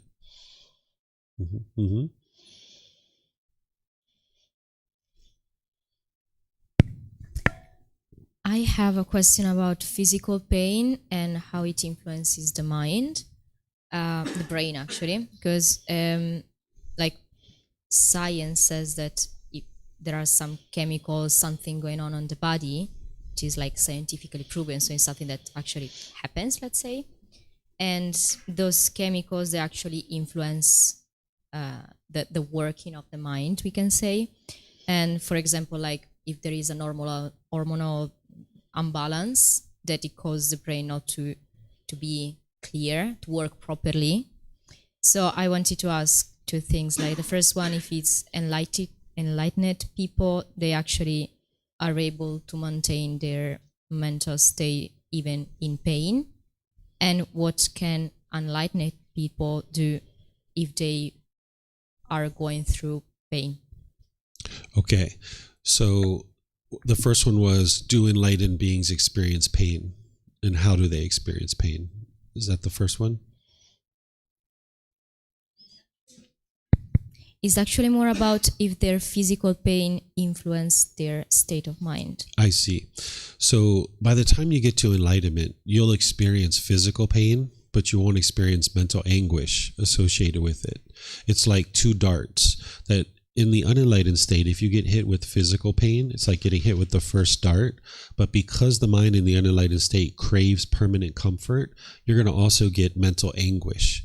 And that's going to heighten your physical pain. That's why if like you stump your toe, it hurts, but then like 3 seconds later, it like really hurts, because the mind's mental anguish is taking over because of that craving for permanent comfort. And now like someone might be cussing or having profanity or something like this. That's what the unenlightened mind experiences. It experiences the 2 darts, the physical and the mental. The enlightened being is going to experience the physical, but it's going to be very muted. They're not going to experience the mental anguish along with it. So your relationship with pain as an enlightened being is very different than when you're unenlightened, because you're experiencing very little physical pain. And you need that little bit of pain, because if you're enlightened and you are standing too close to a fire, you need to know that you're standing too close to a fire. So that little bit of physical pain is letting you know, like, move away. Whereas if you didn't have any physical pain at all, then you wouldn't be able to function. This body would deteriorate pretty quickly. So in the enlightened mental state, you're not going to be experiencing the mental anguish. And it'll just be very muted physical pain. Like it's not going to be very intense, and your mind is going to be completely stable and steady throughout the whole experience. And for us, like for the people that maybe didn't get to that point yet, like, are we gonna be able to go through the pain on a better mental state by meditation? Yes. As you're training your mind to eliminate cravings, desires, attachments, one of the cravings is that the mind craves permanent comfort of the body.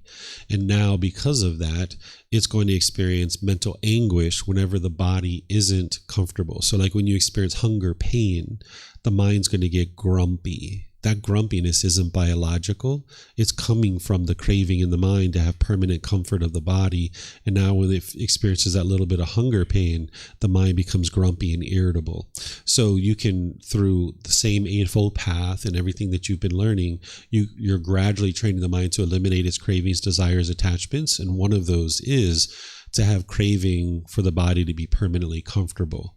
So one of the things I used to do is I used to get grumpy and irritable whenever I was hungry. So when I started training my mind this way, I would go elongated times where I wasn't eating food. Like I wouldn't go like days without eating food, but maybe if I would typically eat every 4 hours, I would maybe extend that to like 8 or 10 or 12 hours to just train my mind like, hey, it's okay that you haven't eaten. Yeah, you've got a little bit of hunger pain there, but it's okay, right? And then I would kind of train my mind that way that I don't have to be permanently comfortable. There were times where I would sleep without air conditioning, training the mind that you're not always going to have air conditioning, that you can't always be comfortable with air conditioning. So I would train my mind to not sleep with air conditioning. Things like this you can do to train the mind that this body can't be permanently comfortable. Okay, I just want to go through one more example because I would like to have it clear. For me, it's kind of difficult to, like, I see the physical body like, let's exaggerate it just to make it clearer. Like from here down, it's my physical body, but here it's the mind. Okay, so in the moment that I have actually headache, let's say, I feel like pain in the mind.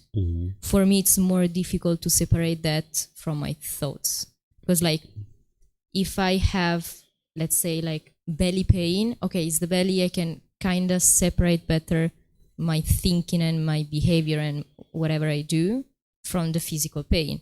But if I have headache, like it feels more complicated to maintain the peace of mind if the pain is actually in the mind, in the brain. So you need to be able to see the brain and the mind as two different things, because there's the physical organ, which is the brain, and then there's the non-physical mind. So you're training the mind, but yeah, the brain, the head is going to hurt sometimes. That's normal. Even an enlightened being can experience an occasional headache, like say you're in polluted air. You know, you don't, the only thing you have the ability to do is leave that area, but maybe you choose to stay there. And now because of breathing the unhealthy air, there's a headache, right? An enlightened being is not going to experience a stress headache or a migraine headache, but they can experience a headache from like air pollution, but they're not going to be affected by it because they understand it's impermanent. And now they're just going to make wise decisions to be able to make that as impermanent as possible. Yeah, you're welcome. Okay, I think there's a bunch more questions, and I'm going to answer your questions, but I'm going to use the bathroom if that's okay. All right, so I'll just be back in 2 seconds.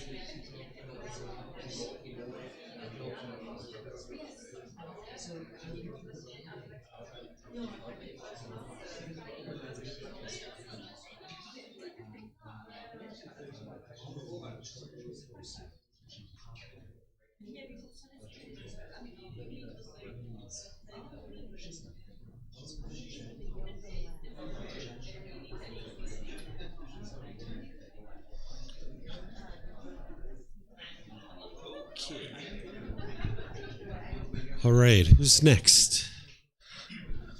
Yeah? You have a question? Yep. I had a question about, we were talking about hunger, and in some of the meditation and Buddhist traditions, they only eat at 7 and 11. Mm-hmm. How is that related to the Buddha or not related? And how did that come about? Sure. The Buddha used to eat just one time a day. And the reason why is because he was training his mind to eliminate sensual desire, which everyone needs to train their mind to eliminate sensual desire.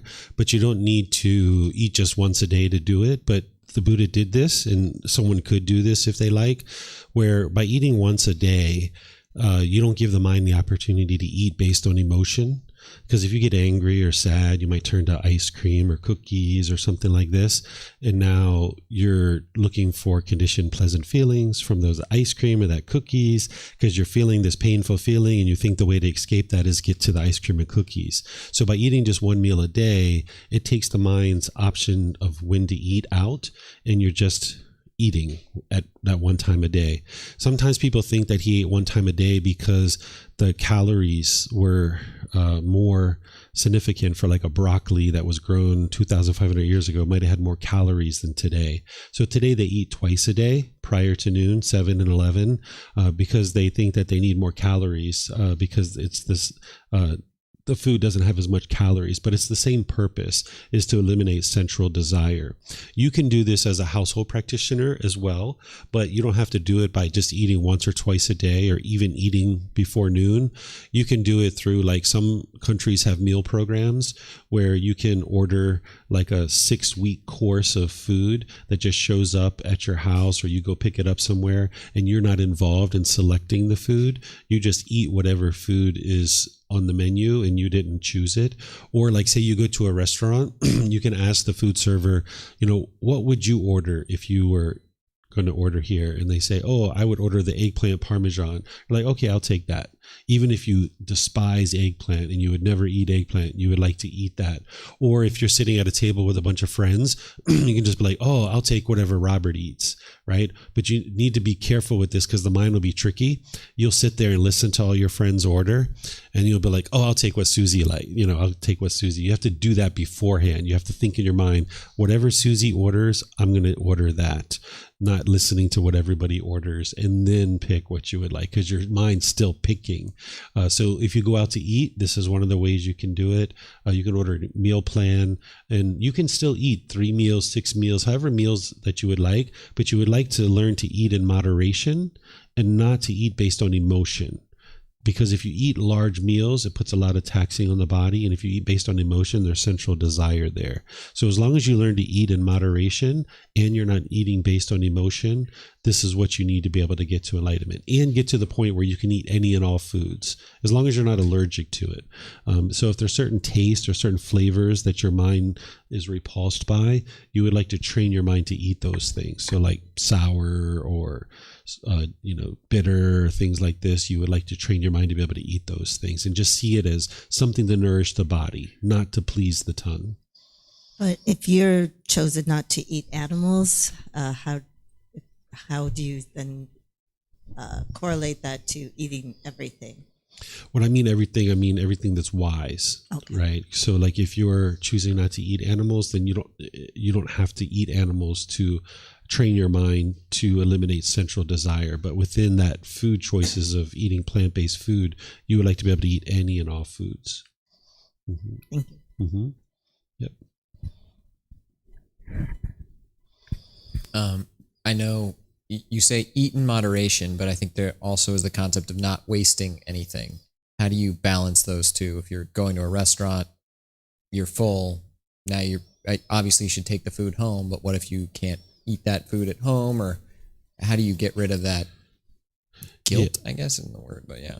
Yeah, the way you get rid of the guilt is to not have a craving to eat every single morsel of food that's in front of you.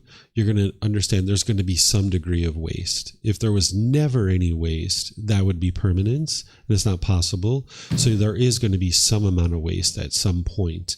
But what you're doing is you're making wise choices, yes, to eat in moderation, to not eat based on emotion, and then where possible, and you can eat this food later, you would like to be able to do that.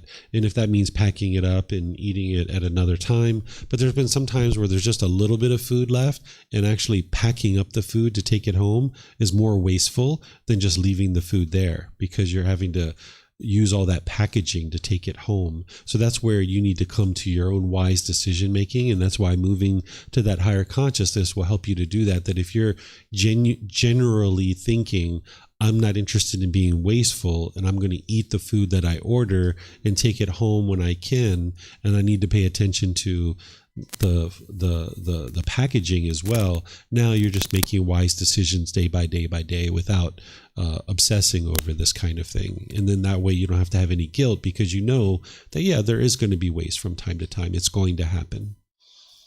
Okay. Thanks. Mm-hmm. Up to you guys. Yeah. I don't know who's first or second. So I met some wise people in my life that they're actually applying the Buddhism wisdom in their daily life, but they never study Buddhism. They never talk about it, but they're actually using it in their daily life. Mm-hmm. Does it mean that they have reached maybe first stage enlightenment in their in the past life, and somehow they forgot about it? Not necessarily, but it could be. These natural laws that the Buddha taught, they show up in lots of different disciplines. So like Jesus Christ's teachings have some teachings that look similar to the Buddha, Prophet Muhammad, Hinduism, Judaism, different things like this, because they're the natural laws, right? So the Buddha is teaching the complete package. And in my opinion, his teachings are the complete package that is going to lead to your enlightenment. But you can see some similarities with some other things. There is the ability for somebody to have studied teachings in the past, and now in their current life, they have residual memories of that and be practicing based on that. That is a possibility, but you don't necessarily know that. But the thing is that this person is choosing to practice the teachings, and that's wonderful. Whether it's coming from wisdom from this life or previous lives, it doesn't really matter. Just the fact that they're practicing is wonderful. So it is possible that after you reach the first stage of enlightenment, you might forget about it in next life, and you have to kind of start over again, right? Oh, I see. Okay, so if you get to the first stage of enlightenment and you die when you come back into the world, you're not right at the first stage of enlightenment. You're not picking up right where you left off. You still have to learn how to read, write, walk, talk, all these other kinds of things. But you'll have more wisdom on board than if you hadn't gotten to the first stage of enlightenment. Now you'll be able to more readily make your way back to the teachings. And then ultimately, once you get access to the teachings, you'll be able to more readily make your way to the first stage of enlightenment. So 2 students coming to learn with me, one student who's maybe been a stream mentor in the past versus someone else who's never studied the teachings at all. Their pollution of their mind is going to be different when they come to the path, and they're going to progress at different paces also because of the work that they did in a previous life. But the fact is that everybody who's learning and growing and developing, that's wonderful. There's no measuring or comparing or judging, but this is something that can happen. But you're not starting at the exact same spot where you left off from your previous life. There's still things that you need to learn to be able to get back to the first stage of enlightenment and possibly beyond. Okay. Thank you so much. You're welcome. Okay. I guess I'm gonna ask the question I asked this morning again, about the lottery thing. Because you said everything happen has a cause, and there are many things that happen. I cannot see or verify if there is a cause. Right? Like you say that if we do bad thing, there's unwholesome consequence. And example of if you cheat on your boyfriend, then you will experience a lot of unwholesome consequences. But for if you draw a lottery and you win the lottery, I don't know if it's a wholesome consequence, or for me it's just purely luck and coincidence, and I don't know how to verify. Okay, I'll help you. So the first thing is, I didn't say that if you do bad things, it'll lead to unwholesome karma. I tend to not think in terms of bad and good and right and wrong. I think in terms of wise and unwise, right? When we do wise things, it produces wholesome karma. When we do unwise things, it produces unwholesome karma. So just to clear that part up. Now, in terms of like someone winning the lottery or playing a dice game or something like this, I don't suggest that people gamble, but even these things, it's not good luck or bad luck. There's a sequence of events. There's a cause and effect or action and result.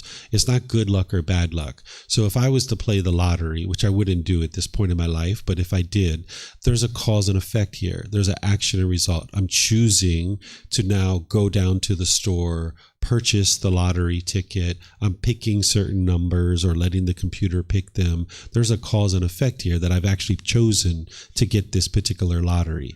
Now there's a cause and effect that these balls are released down into the machine and there's air blowing them around and blowing them around. There's a cause and effect, cause and effect, cause and effect, cause and effect that's having all of this happen. There's a sequence of events. And now at whatever point they open the machine to let a ball come through, that was a decision that person made. There was a sequence of events that led to that. So even that number that comes out, it's not good luck or bad luck. It's a cause and effect. It's a sequence of events that led to that particular number coming out. People don't understand that, so they call it good luck or bad luck. But it's a sequence of events that led to that particular result. That's the karma.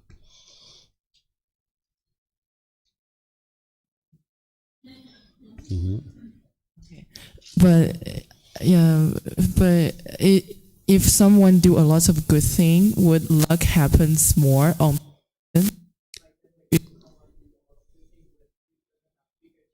lottery when there's some event like this? No, because there's no such thing as luck. There's not like some rainbow of luck somewhere that's shining down on you or shining down on the things that you choose to do. You're experiencing the results of your decisions. So somebody might say, well, David never plays the lottery. He never wins, or he never wins a lottery, so he has bad luck. No, it's just because I never choose to play it. Right? So there's no good luck or bad luck here, right? It's just cause and effect. But you will experience the results of your decisions. So someone might say David has good luck because his students paid and donated money to make this place look nice. That's not good luck. That's not what led to that. We have a beautiful facility here now, but that was from the karma that was generated from, and I didn't do this with the expectation of this. I had no idea this was even going to happen, but I just helped the students and helped the students and helped the students and helped the students. And at some point, there was a bunch of students that came together and said, here, we would like to make this place look nice so that other students can benefit from that. That wasn't luck. That was cause and effect that led to that. That was the wholesome results of the decisions of sharing the teachings. Because I started sharing the teachings many years ago, but here we are in 2025 with a beautiful facility. I never knew that that was going to happen when it was going to happen, but it happened, right? And that was from cause and effect. That was from decisions to drive here in the rain, pouring down, raining, and on my motorbike, and still choosing to help people, and one after another. But this isn't my classroom. It doesn't belong to me. But the fact that this classroom looks nice and I get the opportunity to teach in it is wonderful. But it's not my good luck. It's karma that I'm able to do this. Mm-hmm. Yep.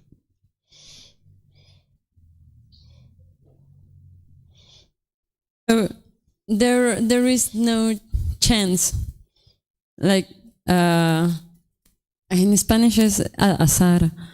Am I saying it right? Chance? Yeah. There's no such thing. It's all cause and effect. Every single thing you experience is cause and effect, or action and result. There's some decision that's made that leads to the result. Every single thing.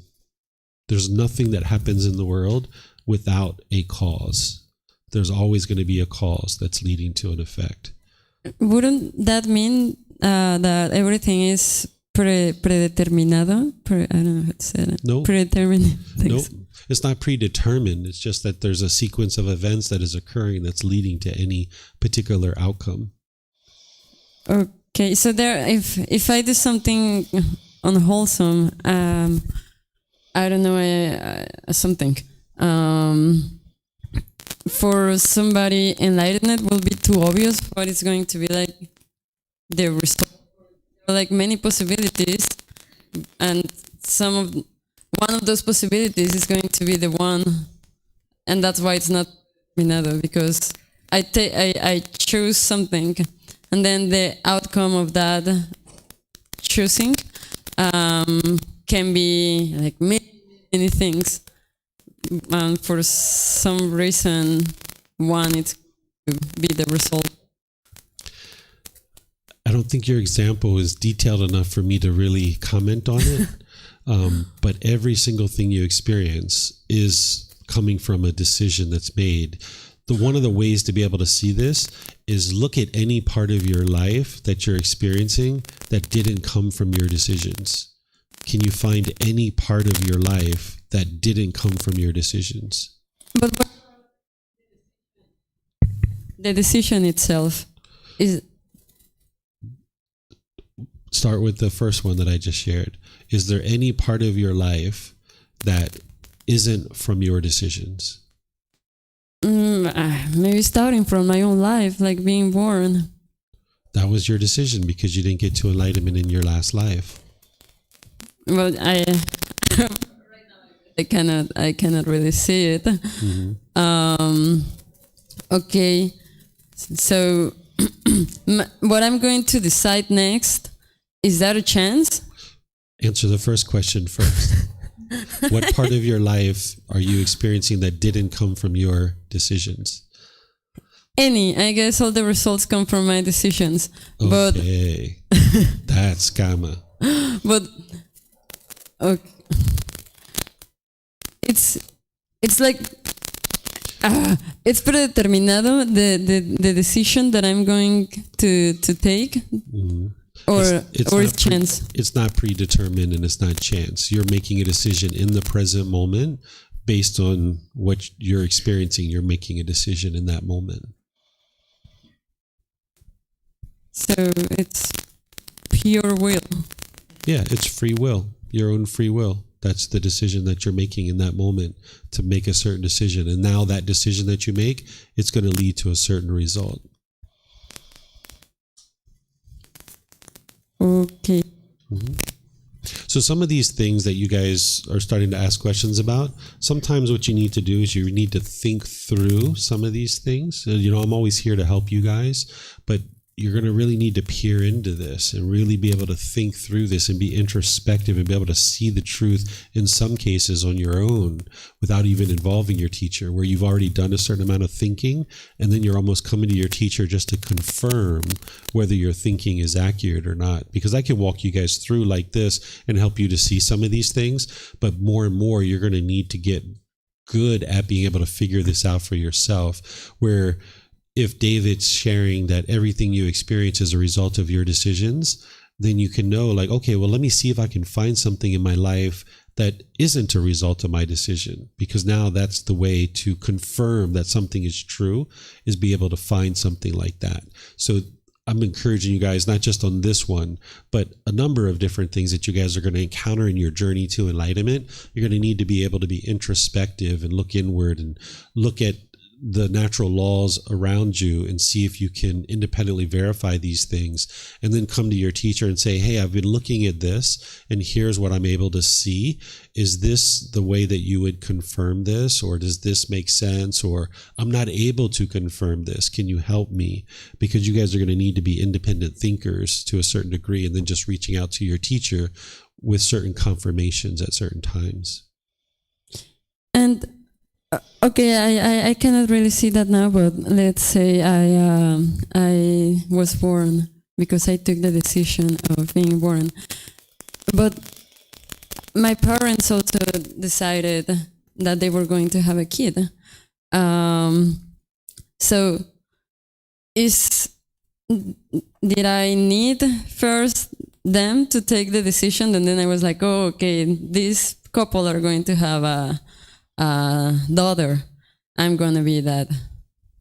That consciousness that was created from your previous life, if it didn't find this body, it would have found another one. So the fact that your parents came together and chose to create a being, this consciousness that ended up in this body, it would have found another body. It would have found another name and form.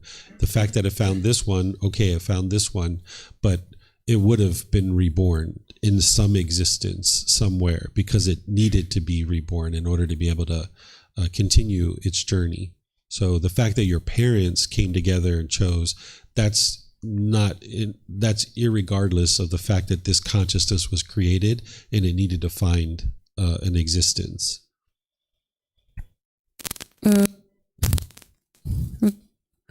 Okay, so definitely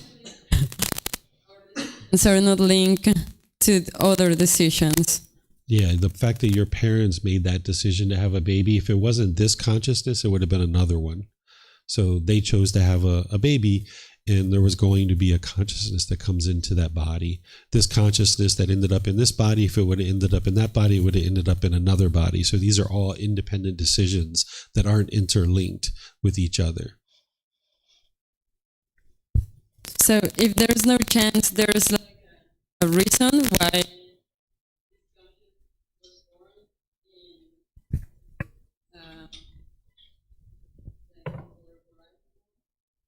I didn't hear everything.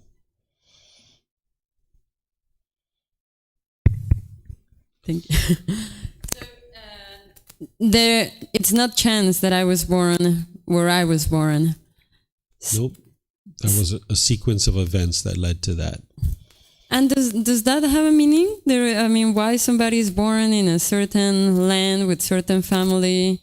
Like, why the Buddha was a prince? Yeah, that's all karma. That's the results of our decisions. So as we make decisions in our previous lives, it's going to lead to our next life, and what condition we're born in, what location, what family, what our experience is all based on our previous life. Okay. And why 7? Why being reached the first state, then that being has, I don't know if I understood that, like 7 more chances to get to complete enlightenment? Not 7 more chances, but there's going to be a maximum of 7 rebirths. Why 7 and not 10? That's the natural law. That's what the Buddha discovered as the natural law. Okay, thanks. Mm-hmm. The seven, sorry. The seven have like some mystical meaning, or is this just like There's seven? nothing auspicious or superstitious about the teachings of the Buddha. Okay. Yeah. Okay, thanks. 7-1's going to be hard to test or verify. Yeah, I verified it to the point of I saw 2 previous human existences before this, and now there's this one. So I know what I did in those 2, and I saw many animals before that. So I know that where I am today is not 7, right? So I was able to confirm it to that point, but the exact number of 7, I wasn't able to confirm that because I didn't have 7 human existences. But somewhere there's going to be someone, there's probably already is, that has seen their previous lives. They, are able to see that they had 7 and they actually got to enlightenment and they didn't have an 8th. There's not going to be anybody who has gotten to enlightenment that has gotten an 8th existence having gotten to stream entry. But I didn't have the 7, but I had the 3 here. This is the 3rd. So I know that from that standpoint, yeah, this is true. Cool. Yeah. Okay, anything else you guys would like to ask questions? You guys questioned out? This is a real questioned student group. You guys always have lots of questions. I could ask something else. I know you could ask some more, but is now the right time? Why don't we end here? Okay. If there's no other questions. Yep.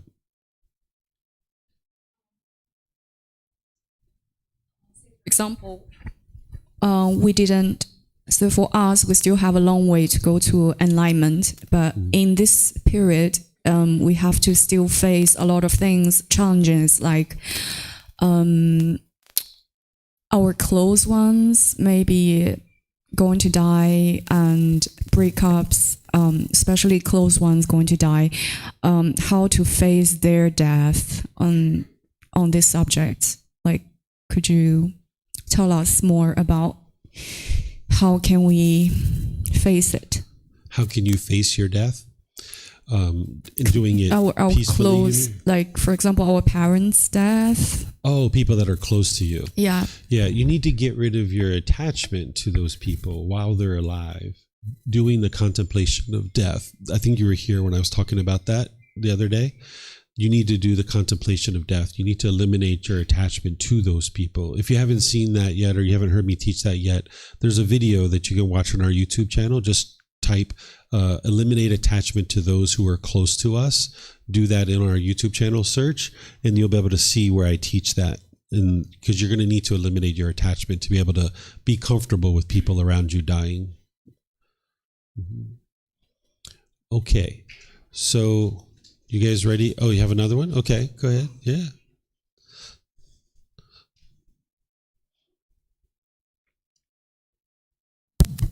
My question is, if all wise people choose to be enlightened, so only the unwise people left on the earth. Say again. If all the wise people choose to be enlightened, they will not reborn. So only the unwise people left on the earth. So what happened to the earth? Are you asking if all the wise people chose to get to enlightenment? Yeah, we are not reborn again. So right. we will leave all the unwise people on the earth. So that last piece, I didn't hear it. We will leave all the unwise people on the earth.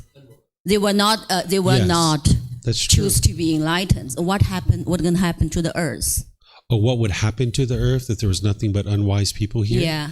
It would just be constantly destroyed and it would degrade over time. Yeah. That's that's a very dark future. Yeah. But the goal of a Buddha is to bring the teachings into the world in such a way that they're shining, so that then for multiple generations. They can be shared over multiple generations, and more people can get to enlightenment because a Buddha can't live forever. So they're going to try to help as many people as possible get to enlightenment. So then there's a ripple effect throughout the world that more and more people can get to enlightenment, and the teachings can be preserved in such a way that future generations can get to enlightenment. So that way the wisdom of a Buddha can stay and remain in the world, while the physical body of a Buddha cannot be permanent. The wisdom of how to get to enlightenment can stay and remain in the world. And that's what's going to help the world. Mm-hmm. Thank you. Mm-hmm. Okay, I think we're all done for now. Okay, so maybe if you guys will allow me, I'll just have a closing thoughts for you guys and share with you guys, right? So what I'll share just to kind of close things off is, first of all, thank you for your dedication. Thank you for your interest to learn. Thank you for all your questions and coming here each day and spending time with each other and being so kind and loving and warm with each other. That's wonderful to see in a community that you guys are doing that, and you're learning how to do that. You guys didn't really know each other before the beginning of this retreat, and now you have a lot of really new friends that are perhaps relationships that can be long lasting, that you don't need to be attached to, but yet they can be long lasting. So thank you guys for being so loving and kind to each other, for anything that you've done here at the temple to maybe help with the trash or cleaning of the bathrooms or sweeping or anything like that. Thank you for anybody who's done any of those kinds of things. If you would like to do some of those things before you leave, that would be surely helpful, because there's going to be other students coming here tomorrow. And if you guys left the place really nice and clean, that would be wonderful. If you would like to get involved in any of the cleaning and stuff like that, we have a storage room here that you guys can go into, and you'll see outside equipment and inside equipment to be able to help us keep things nice and clean. That would be a great idea for you guys. If I don't expect you to do that, I don't want you to do that, but if that's what you choose to do, it would be surely helpful.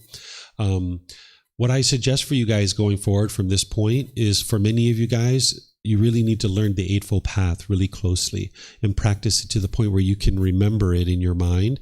Whereas if somebody said, what is right speech? You could just say, oh, that's eliminating lying, slander, harsh speech, and frivolous speech. You just know it cold, because you're never going to be able to practice it to be able to experience the jhanas and then the first stage of enlightenment if you haven't memorized it. You're going to need to memorize the Eightfold Path. And that's going to come from looking at the book, studying the book, talking with me, talking with other students. You're going to need to really ingrain this in the mind through memorizing the Eightfold Path. That's what I suggest for you guys. Those things that I taught about integrating the teachings into your life, I recommend that you do those things, where you're attending classes regularly, where you're doing in-depth learning, where you're developing your generosity, your moral conduct, your meditation, where you're reading the books. These are all things that are going to help you to gradually learn and grow. And then reach out. If you would like me to help you, just reach out at any point, and I'm here to help you to be able to learn and grow and develop. Again, I'd like to thank you guys for everything that you've done to just even dedicate your own time to learning and practicing, because as you learn and practice these teachings, it's the very best thing for yourself. It's the best thing for the people close to you, because you're causing less and less harm. And it's the best thing for all of humanity. As you're becoming a more peaceful, loving, kind, and more gentler person, it's helping all of humanity. It's helping you. It's helping those close to you, and it's helping all of humanity become a better place. So thank you for that dedication, because it's really easy to go to a building and do rites and rituals and ceremonies and worship, but then later your life is going to be quite difficult because you haven't really cultivated the wisdom of how to improve your life and make wise decisions. It's a lot more challenging to come to a place like this and listen to somebody talking for hour upon hour, meditating, training your mind. It's a lot more challenging, but life becomes easier afterwards. So it's a matter of investing up front to do the work on your mind, and then life just becomes easier and easier and easier. So the rites and rituals and ceremonies and worship, while that might feel great for like an hour, then later everybody's disgruntled and agitated and irritated. So you guys are choosing to do the work to learn and practice and do that upfront work. And that takes a certain type of individual to choose to do that. And I always admire people who choose to do that inner work, because it's not easy. it's quite challenging. So thank you for your dedication to your own practice and to helping yourself to become a better and better individual and helping the world to become a better and better place. If you guys ever need any help, you're always welcome to reach out to me. Even if I don't hear from you for 5, 10, 20 years, you're always welcome to send me a message and ask for help. I'm always here for you. You never have to worry about that. As long as I'm alive, there'll be help here for you. And then even when I die, there'll be people, I'm sure, that'll be teaching that you'll be able to get help from those individuals as well. So anything that you guys would like to get help from, just feel free to reach out, whether it's after class or whether it's with a message or Facebook group or any of these other methods. One of the things I would like to do to share my appreciation with you is I like to give you a little bit of a gift. I have up here, I have rolled up into little rolls a picture of the Buddha, this picture that I use. I like to give this out at the end of classes and retreats because I like people to understand that the Buddha was human, just like you, just like me, because the more we humanize the Buddha, the more you understand that enlightenment is very tangible and very possible for you. If we prop the Buddha up really high and we think a Buddha is so far above us, then it looks like enlightenment is out of your reach. And I'm interested in seeing you, helping you to see that a Buddha is very human, just like you and I. And having this picture maybe put on your wall somewhere or something like that could maybe help you to remind yourself that the Buddha is human, and just like he got to enlightenment, you can too. And at the very least, if maybe you're talking to your mom someday on the phone and you feel some anger rising up and you catch a glimpse of the Buddha's picture, it can remind you, right speech, right speech. The 5 factors of well-spoken speech.